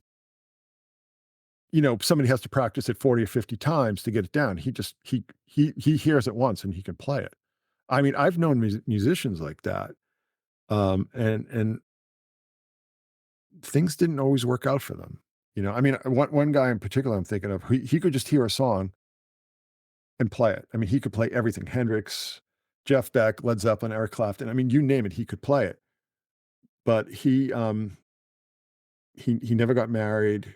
He never moved on. He was never able to move on. He never even got anywhere with his music, which is really tragic because he was the most gifted musician I've ever seen. But I mean, look at Hendrix himself, Yeah. right?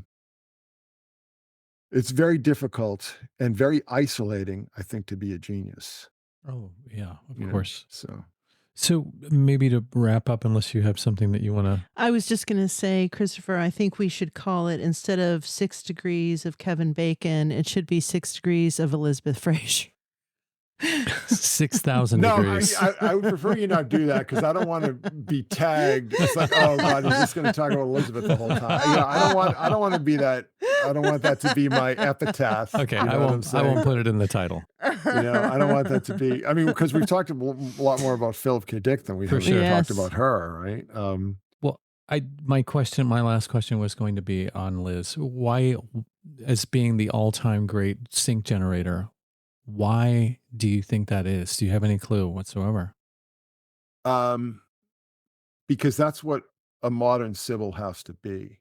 Hmm. Okay, so Sibyls were basically women who lived in caves, right? Mhm. And through whatever means would enter these extreme altered states of consciousness and just start wailing these songs that the priest would have to sit there and figure out, like, what the hell is she talking about? Okay.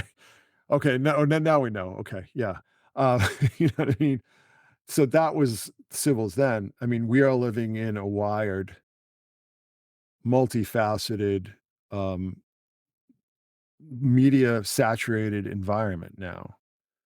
Uh, the job description has changed. Nobody would take even listen, there are a lot of people who have made incredibly accurate prophecies, right? Mhm. That to me is not all that unusual. Okay. There a lot of people can have clairvoyance or precognition. All right. I don't think that is it all that even all that rare? Um, like I think certain people's brains are just wired in certain ways that they're able to process these signals that we all receive, that we're all Mhm. processing this information. All of us have these little flashes of precognition or in dreams or Mhm. whatever. It happens to all of us. And there's an argument to be made that Jungian synchronicity as it's described really is just psi. And I talk about that in the book, that it's just this is just what he's describing is not what I'm interested in. It's because it's really just psi, which I think all of us have the potentials for, to one degree or another. What what needs to happen now is it needs to be somebody who, in some way, whether it's through personal connections or connections to events or whatever, because I did those big huge posts where like almost every career move in her entire life has been accompanied by some major event, whether it's like earthquakes or plane crashes or hurricanes. I mean, Mhm. it's been going on since day one, Mhm. right? I mean, it's you can't argue with it anymore. You might disagree what the significance of it is, but it's there. I mean, the information is objectively there. Um, I think that there are these people at certain points in time who show up who basically kind of revolutionize. And I hate this. I'm sorry to use this word because I hate it so much, but revolutionize our consciousness. Okay, and basically, what's a better word? Like our awareness, or I don't know.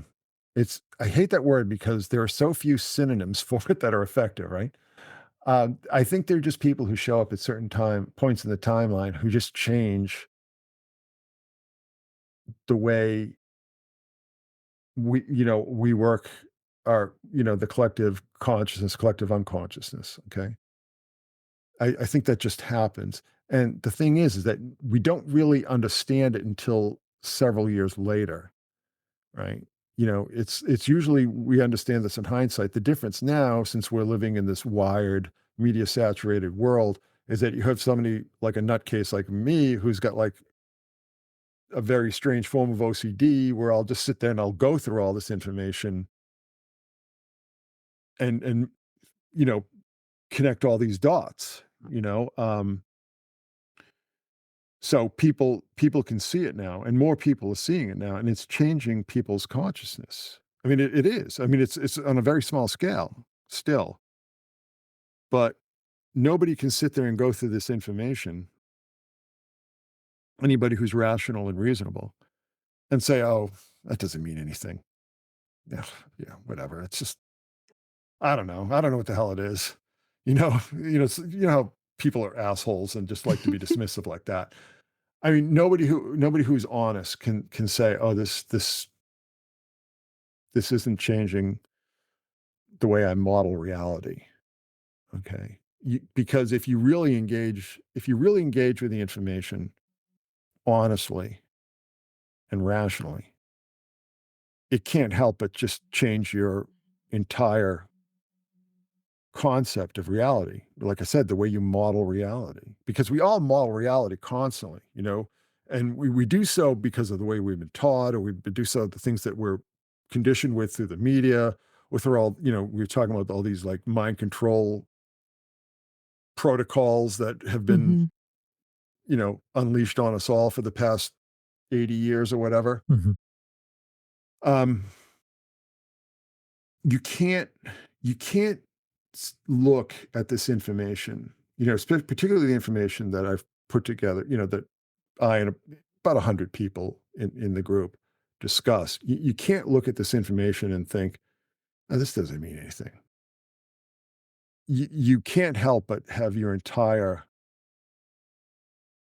way of viewing the world change. And then when you add in like the actual music, like, so we're talking about all this stuff, but it's like, and then you add in the music, and then like, because people, we've collected all these clippings. People have been talking like there's something supernatural about her since day one.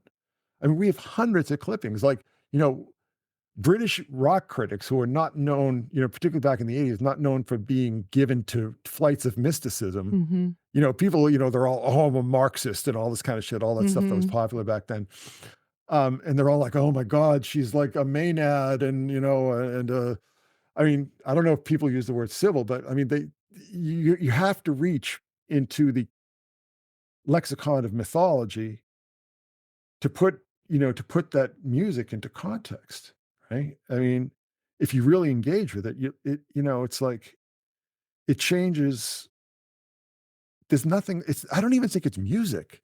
Like this is why I'm because Dick was always talking about like the plasmates, and there's this Mhm. plasma, this living information that Yes. kind of invades and kind of insinuates itself Mhm. into our reality. Like that's kind of what I'm looking for now, because it's not music.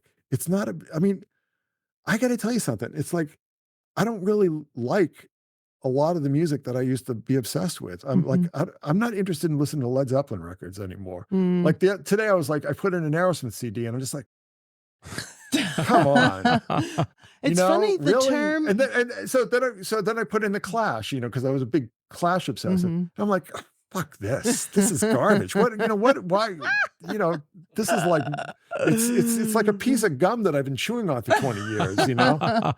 The It's, term it's, that's always used is ethereal. yeah, but what does ethereal mean? See, Ether. Or It's hard to grasp. but what's the ether? That's the term that people used to use for the spirit realm, isn't it? Mhm. yes. Right? So there you go. Yeah.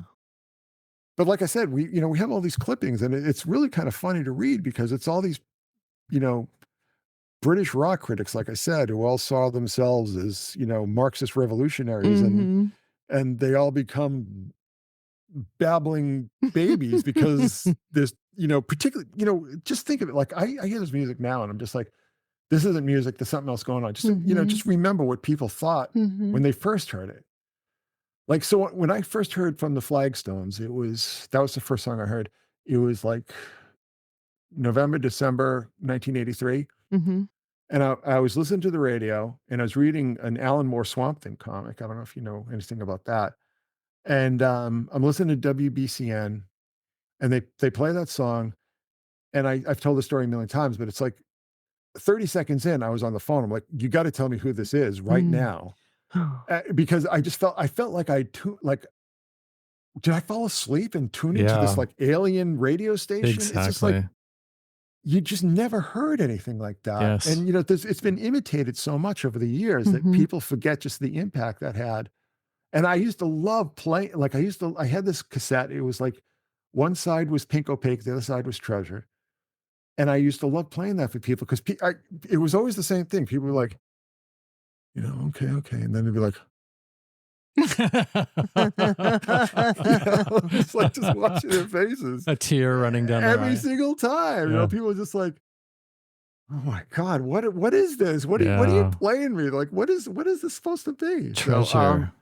people Treasure. forget that. People forget just, I mean, like I said, I don't think it's music. I mean, it's obviously it is music, Yes. but I don't think that's all it is. There's something else going on. And that's again why, I mean, they're in the other room, but I have this stack of Philip K. Dick books on my nightstand because I'm trying to figure out like he clearly was talking like now I have to read The Divine Invasion again, which a book I didn't like, but now I have to read it again because, you know, he's inadvertently describing what Elizabeth was doing for a day job while he was writing the book. Wild. I mean, what, you know, it gets to be numbing though. You see, this is the thing. It's like it starts off and you're just like, oh my God, I can't believe it. And then as it just keeps hitting you in the head, and like I said, it never ever ends. You Mhm. just get numb. But then when you get past the numbness, you just like in this state of like mystical transcendence, you know? So there you go. And maybe that's the point of it, you know? You know, maybe we do have to change our consciousness. Maybe we do have to change like even our basic neurology, you know? We can't, I think technology has a lot to do with it. So this is something I've been thinking about. And I promise this is going to make sense in the context of your question. But we are in a state that we've had almost glimpses of, like, say, during the Industrial Revolution, you know, in periods like that, you know, with these big breakthroughs, big changes in technology that completely upend society. I mean, people don't remember how devastating the Industrial Revolution was.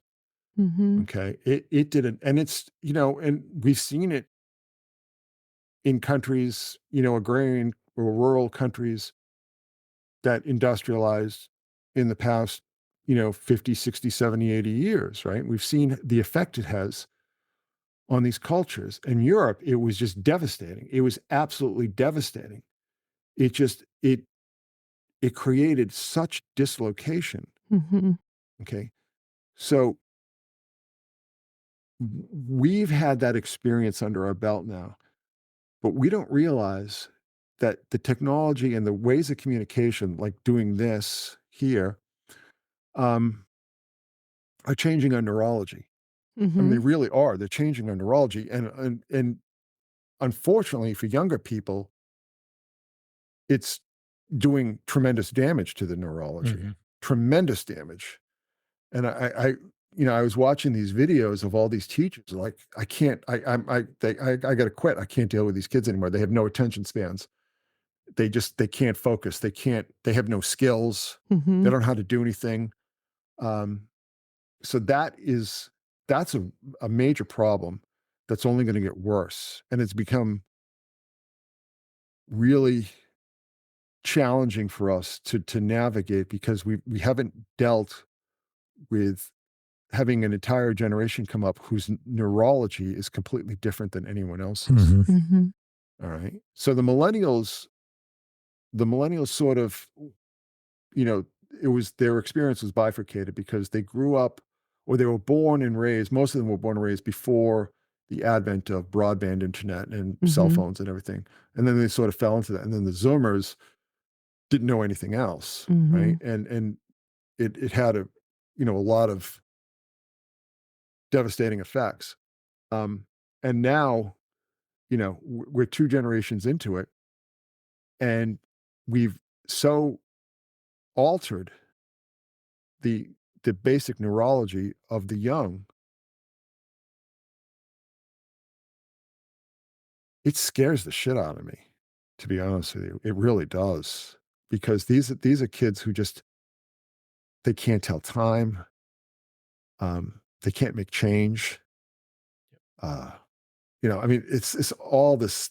They just don't know anything. Yeah, Like things that we took for granted. exactly. You know, and there's the whole thing, like, you know, and it goes back to millennials, like, you know, that you'd see all these headlines, millennials can't change a tire or boil an egg. You know what I mean? I mean, I think that's changed. I think that was just a lot of them because they were still young, and young people don't know anything. But, or not anymore at least. But so we are undergoing a revolution in our neurology, basic neurology and basic states of being. Now, what does this have to do with Elizabeth? Right? Well, I had read a statistic a few months ago. So there are over 3 million listeners to the Cocteau Twins on Spotify every month. Two-thirds of them are Zoomers. Hmm. Two-thirds of them. I mean, just think about that. How many groups can you say about that? Like, Yeah. not very many. I mean, because like Zoomers love, but they love dream pop and Mhm. they love shoegaze and all that kind of stuff. But so that means 2 million listeners, 2 million people listening to the Cocteau Twins every month on Spotify are under 25. Think about that. They're more popular now than they ever were. You know what I mean? It gives me hope. And so what does this have to so there's that. So what does this have to do with Philip K. Dick? Mhm. Well, not the book so much, even though it sort of leans into that. But have you seen the movie Radio Free Albemuth based on his novel? No. Mm-mm. So this whole thing, and it's you got to watch the movie because it's like the president character is eerily Joe Biden. I Hmm. mean, it even looks like him. Interesting. Wow. I And and you know, it's a whole. You got to you know watch the movie. and read the book if you're interested. But it's this whole thing that, Valis, this godlike artificial intelligence that's in orbit around the Earth is basically that embeds,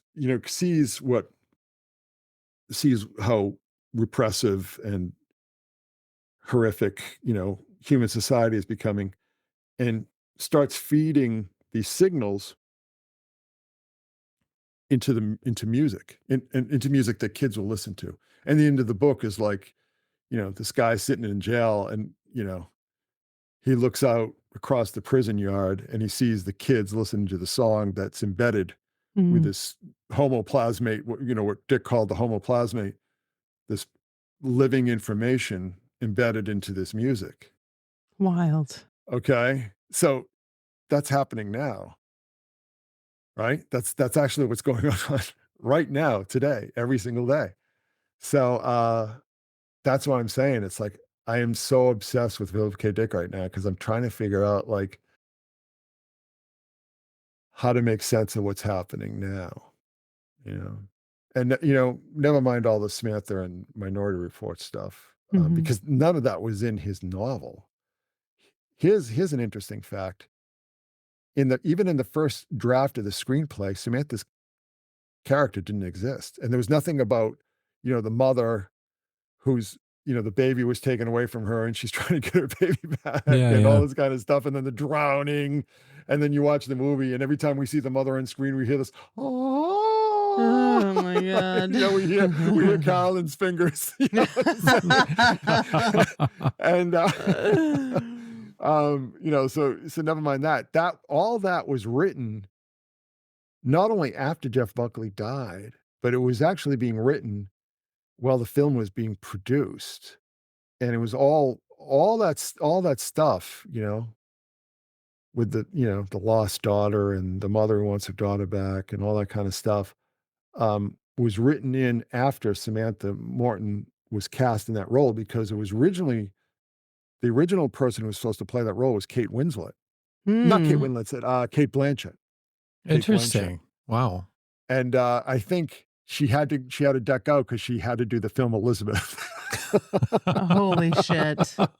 I have to ask you, Christopher, is that a painting of Elizabeth behind you on the Yes. right? I was going to ask that too. Yeah, there's two of them. There's one that one of my peeps had done. That's the Oracle of Grangemouth, right? The big one behind me that the lights are reflecting off. Yes, I love it. And then right next to it is a stained glass depiction. Oh, amazing. I love it. Yes, she's been Saint calling Liz. to me the whole time. I've been looking in her eyes. It's brilliant. Yeah. Very beautiful. It's I do that on purpose. So Good job. Exactly.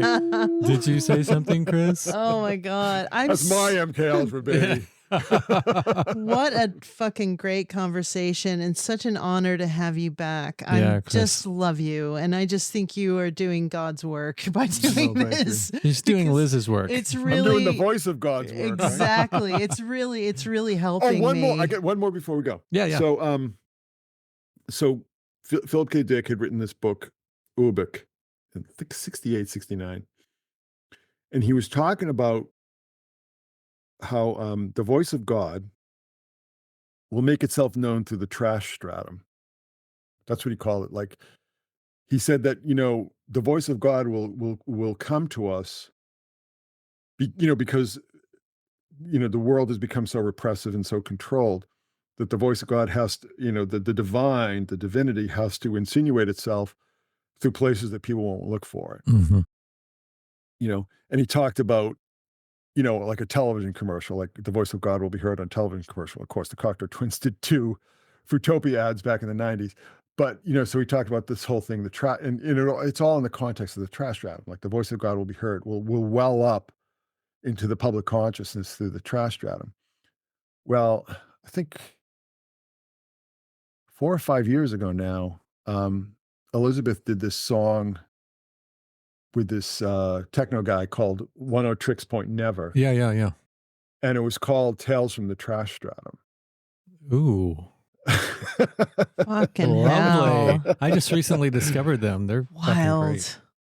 That And is it's fucking an wild. amazing piece of music. It's like every time I hear it, I just burst into tears because it's the most abstract thing you'll ever hear in your life, and it sounds like she's the way I describe it is like she's communicating with alien birds in their native language. It's That's just Nice. great. like completely like it's just it's crazy. But like again, there are just so many things like this where Phil K. Dick was clearly seeing her.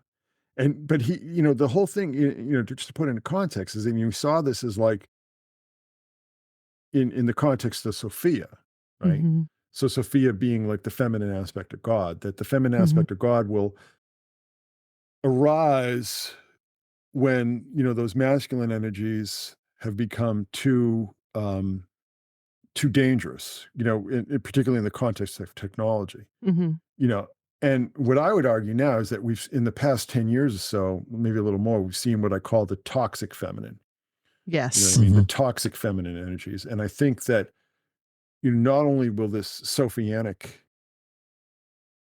influence counteract the toxic masculine, but it will counteract the toxic feminine. I think will heal them both. That I think is kind of like the watchword there is healing is such a loaded word. I think a better term is repair. Mhm.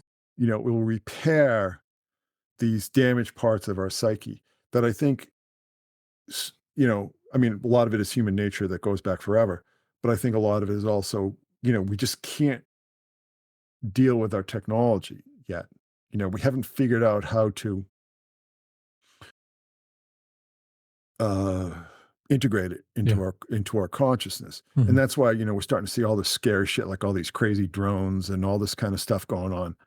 Um, we've become drunk with the power of this technology, and it needs to be repaired because that's archonic. That's what the, Yeah. the Gnostics called archonic. And Mhm. I think that, since I've written about how I think a lot of this technology has like literally has archonic origins, and when I wrote that back in 2016, I think it was the Lucifer's Technology series, um, you know, and I sort of spelled out how I think this all, began to influence us. And I think a lot of this technology was because of all these rituals and a lot of this, work with, very powerful hallucinogens, where people always report like being contacted by these energies. And in some cases, the machine elves, you've heard that term, Yeah. but Mhm. also what John Lilly called, what did he call it? Oh, I know what you're talking about, but I can't Like think. something machine Yeah. intelligence. I forget the term. I Yeah. know and it's interesting because the counterbalance. See, now I'm going to have to get into Lilly now because Lilly was talking about this conflict between what did he call it? The coincidence control office Yes. versus like the machine intelligence. Mm. This conflict, and I Yeah. think again, I think that's playing out now. And we just need to adjust. We need to decolonize our brains from like Hollywood nonsense. I think that's a huge part of it because a lot of times when people start to think about terms like these kind of conflicts or demons or the apocalypse and all these kind of things, they tend to put it into the context of Hollywood and also trash strip mall evangelicalism, which Mhm.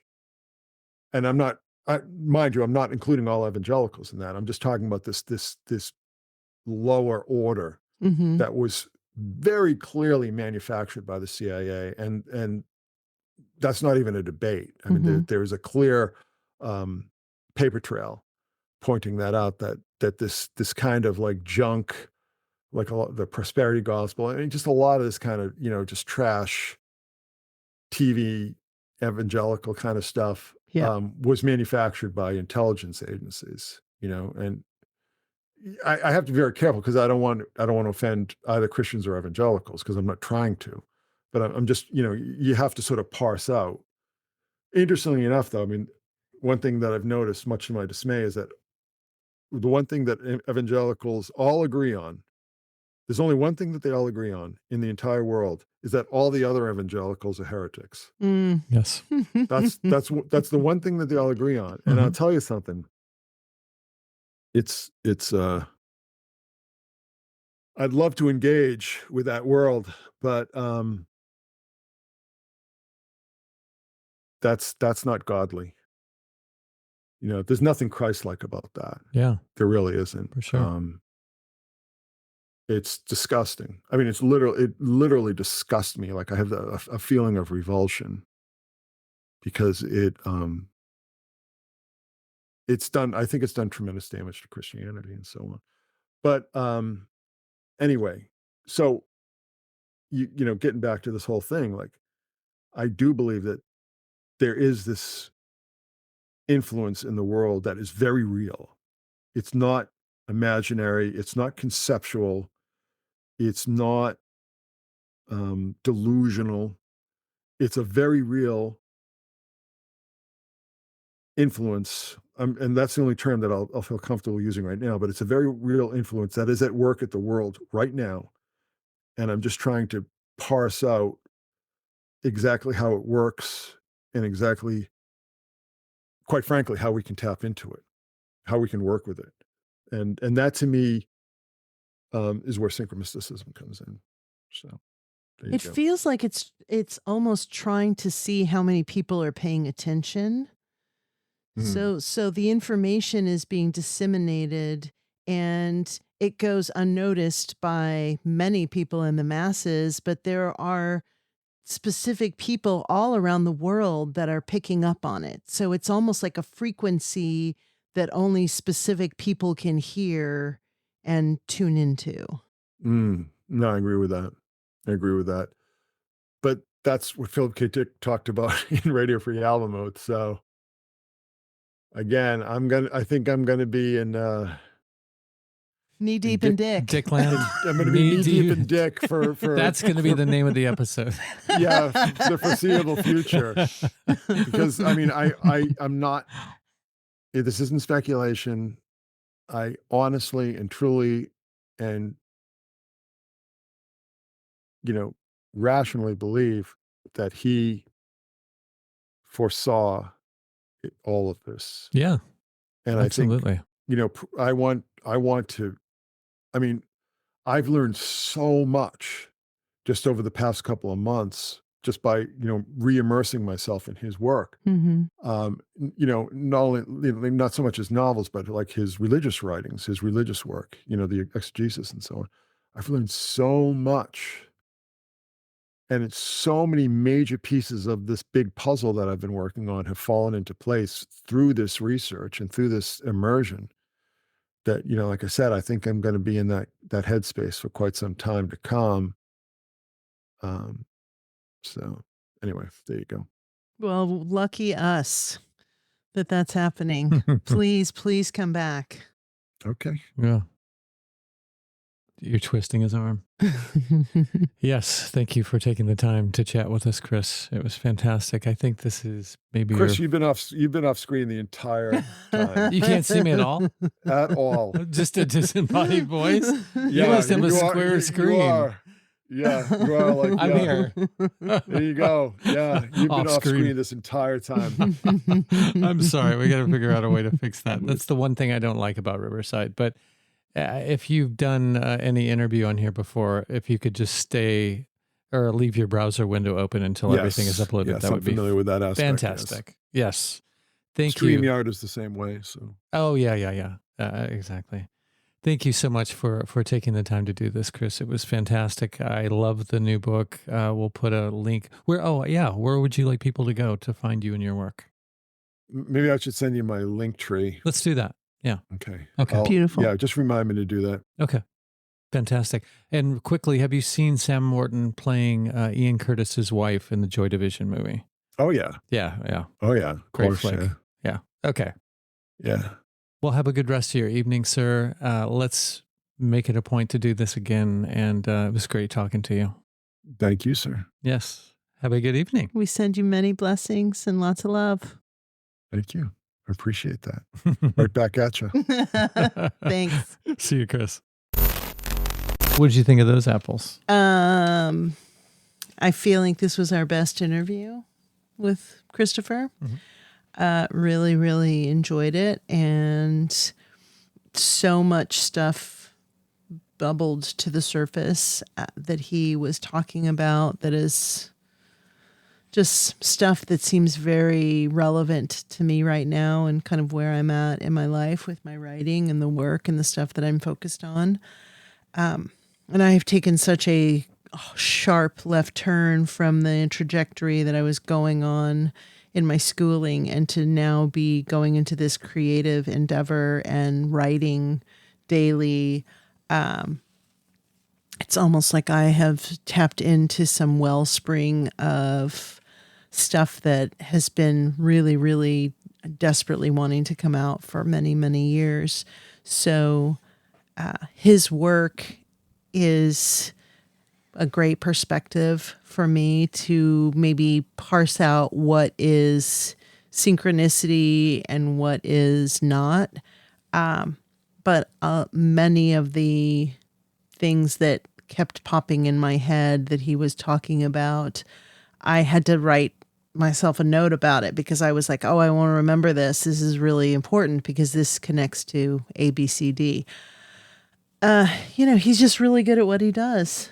And I was thinking when he was talking about the difference between boomers and Gen X and Gen Z and millennials, and I feel like we were born in the sweet spot because we had the benefit of a childhood without technology and then the slow introduction into technology with video gaming, and then the ability to kind of fold in all of these things that came after that I feel like we have a very valuable perspective that maybe the boomers lost. I'm not saying every boomer is horrible with a computer and doesn't know how to work a computer. I know many that are either computer programmers or just very brilliant people that know how to work with computers. But I think we were just in this place where we were just ripe to take that information and learn from it and to be able to fold that into our reality. So in many regards, I think that's why Dick is such a important author, because he came before us and he was a bit of a seer. I did want to mention to Christopher that a Nostradamus movie is coming out with Willem Dafoe, who seems to be having this strange resurgence in his career. Nosferatu? Nosferatu. Not. Why did I say Nostradamus? That's weird. They start off the same. That's a weird thing because I was thinking of Nostradamus, but you know what I'm saying. Like I was thinking of Nostradamus, but it's actually Nosferatu. Maybe he should play Nostradamus. Maybe that's what I'm feeling. He should play Liz Fraser in a biopic. Or Philip K. Dick. He would be. Yeah, why hasn't that happened? Would be a good Dick. I mean, we've had all of these movies based on Philip K. Dick's short stories and books, but why not a movie about his life? I mean, and we need to talk to his son. Like, it would be so great to talk to someone who is kind of at the apex of all of that madness. You know, the surgery happened to him, and this is someone that he was raised with at some point in his life. So it'd be really interesting to reach out to him. And I hope that Christopher has the opportunity to talk to Larry Beckett, because I think that would be a great conversation. I would like to summon Liz Fraser to... Well, okay, let's solve this right here and now. It's spelled like it's Frazer, but everybody pronounces it Frazier. Why is that? I pronounce it Fraser like a stubborn bastard, but maybe that's the wrong pronunciation. I think it's just linguistics. It depends on where you are. What some people say pop, some people say soda.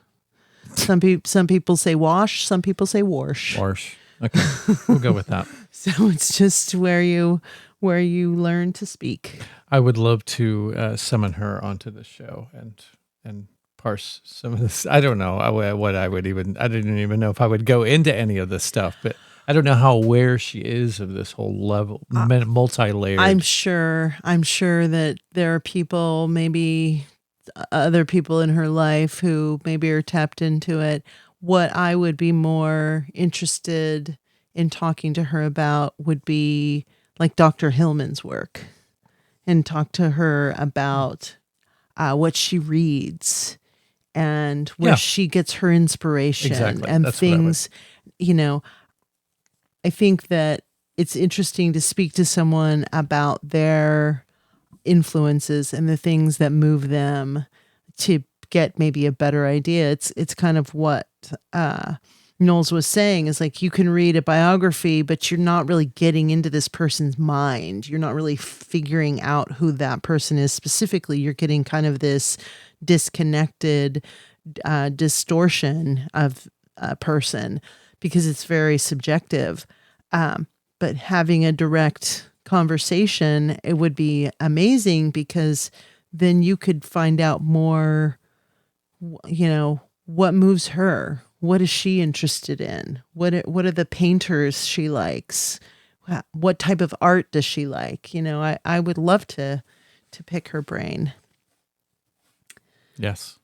The two people I'm trying to get together is Larry Beckett and Elizabeth. That would be my goal, is to get those two together. I would love to see that conversation, because she still has probably this very deep love for Jeff, and Larry was close to Jeff. So I'm sure they could commiserate, and that would be lovely. Indeed. I think I have reached out to her a few times, but so has a million other people. So probably not a whole lot of chance in that, but who knows? Somebody might know somebody, and somewhere down the line we might be able to hook that up. I may lean into my Maharishi realm to see what I'll meditate on it and see what I can come up with. Yes. And this is all still very wonderful and magical to me. Like I've discussed it before, stumbling upon Chris's THC appearance and hearing all of these things, stories, multi-layered analyses of the Cocteau Twins, of her, of the Sibyl mythology, and all this stuff. A world previously was pretty much restricted to me and a handful of friends. So it was very interesting to hear that in a completely different context with all of this other stuff mixed into it. It was still very magical to hear, because the layers keep unfolding.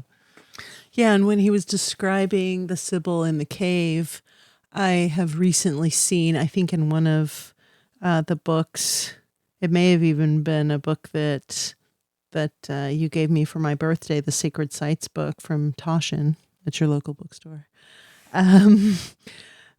There's a photo, I think there's a drawing or a painting of a Sibyl that's in a cave, and it shows this tunnel, and outside there's this priest that's standing, that's kind of listening to, so it's actually showing kind of what that dynamic was like and what that situation was like.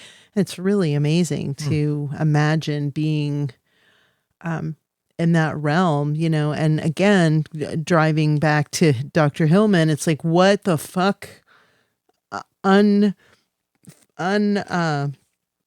translated literature is out there that has not been earthed yet, that is about this whole world, that maybe points very specifically to Elizabeth. Who knows? Yeah, who knows?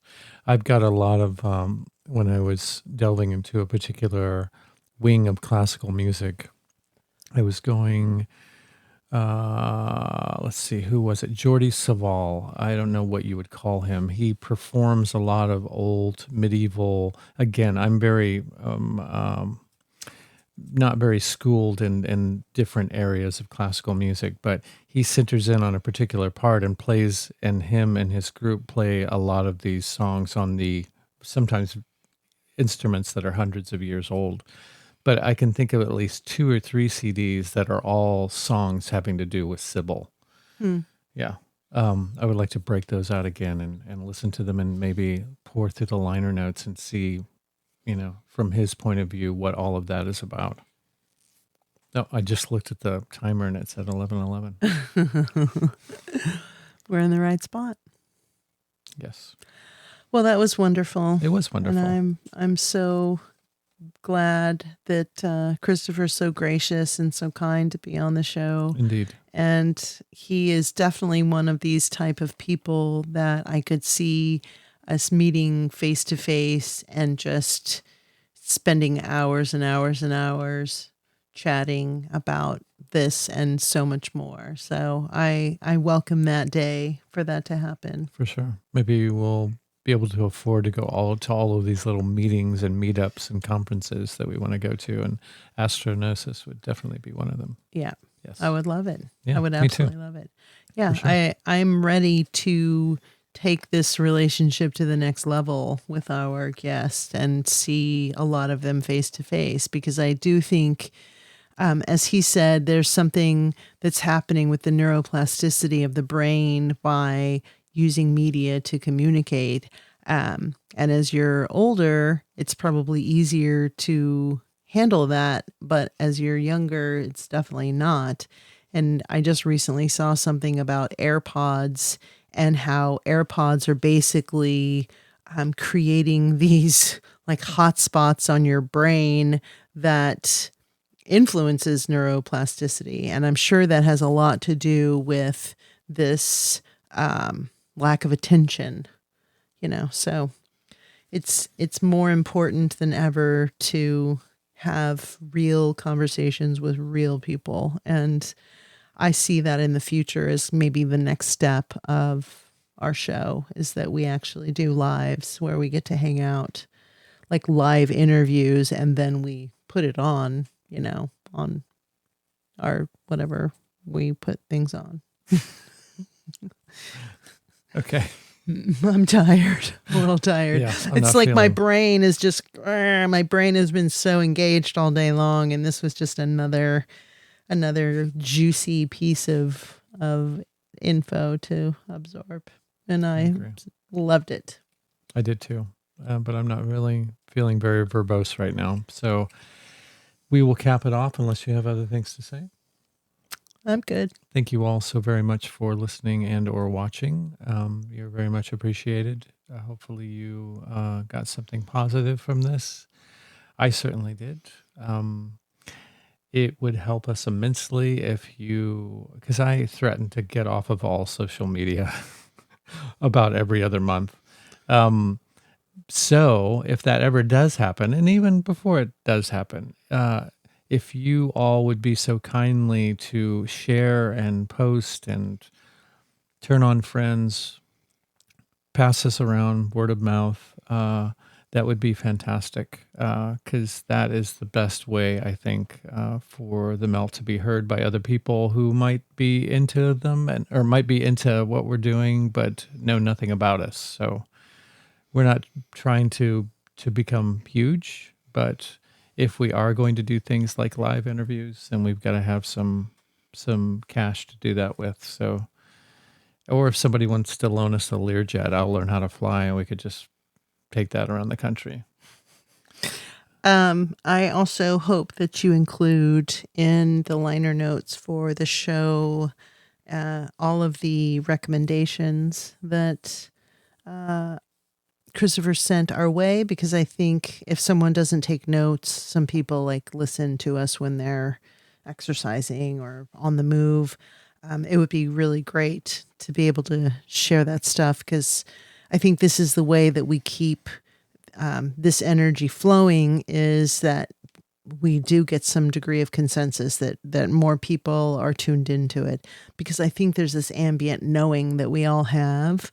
But sometimes having a place to go where you go, oh yeah, that movie really did affect me or influence me. And other people see things that maybe we would miss, or maybe that Christopher would miss. And it would be great to just share that information. Good idea. I will vouch to do that. All right. Vouch? Sure. God, let's end this as quickly as possible. All right. Much love to you all. Thank you. And there's fantastic stuff coming your way. So much love. Farewell. Much love. Farewell.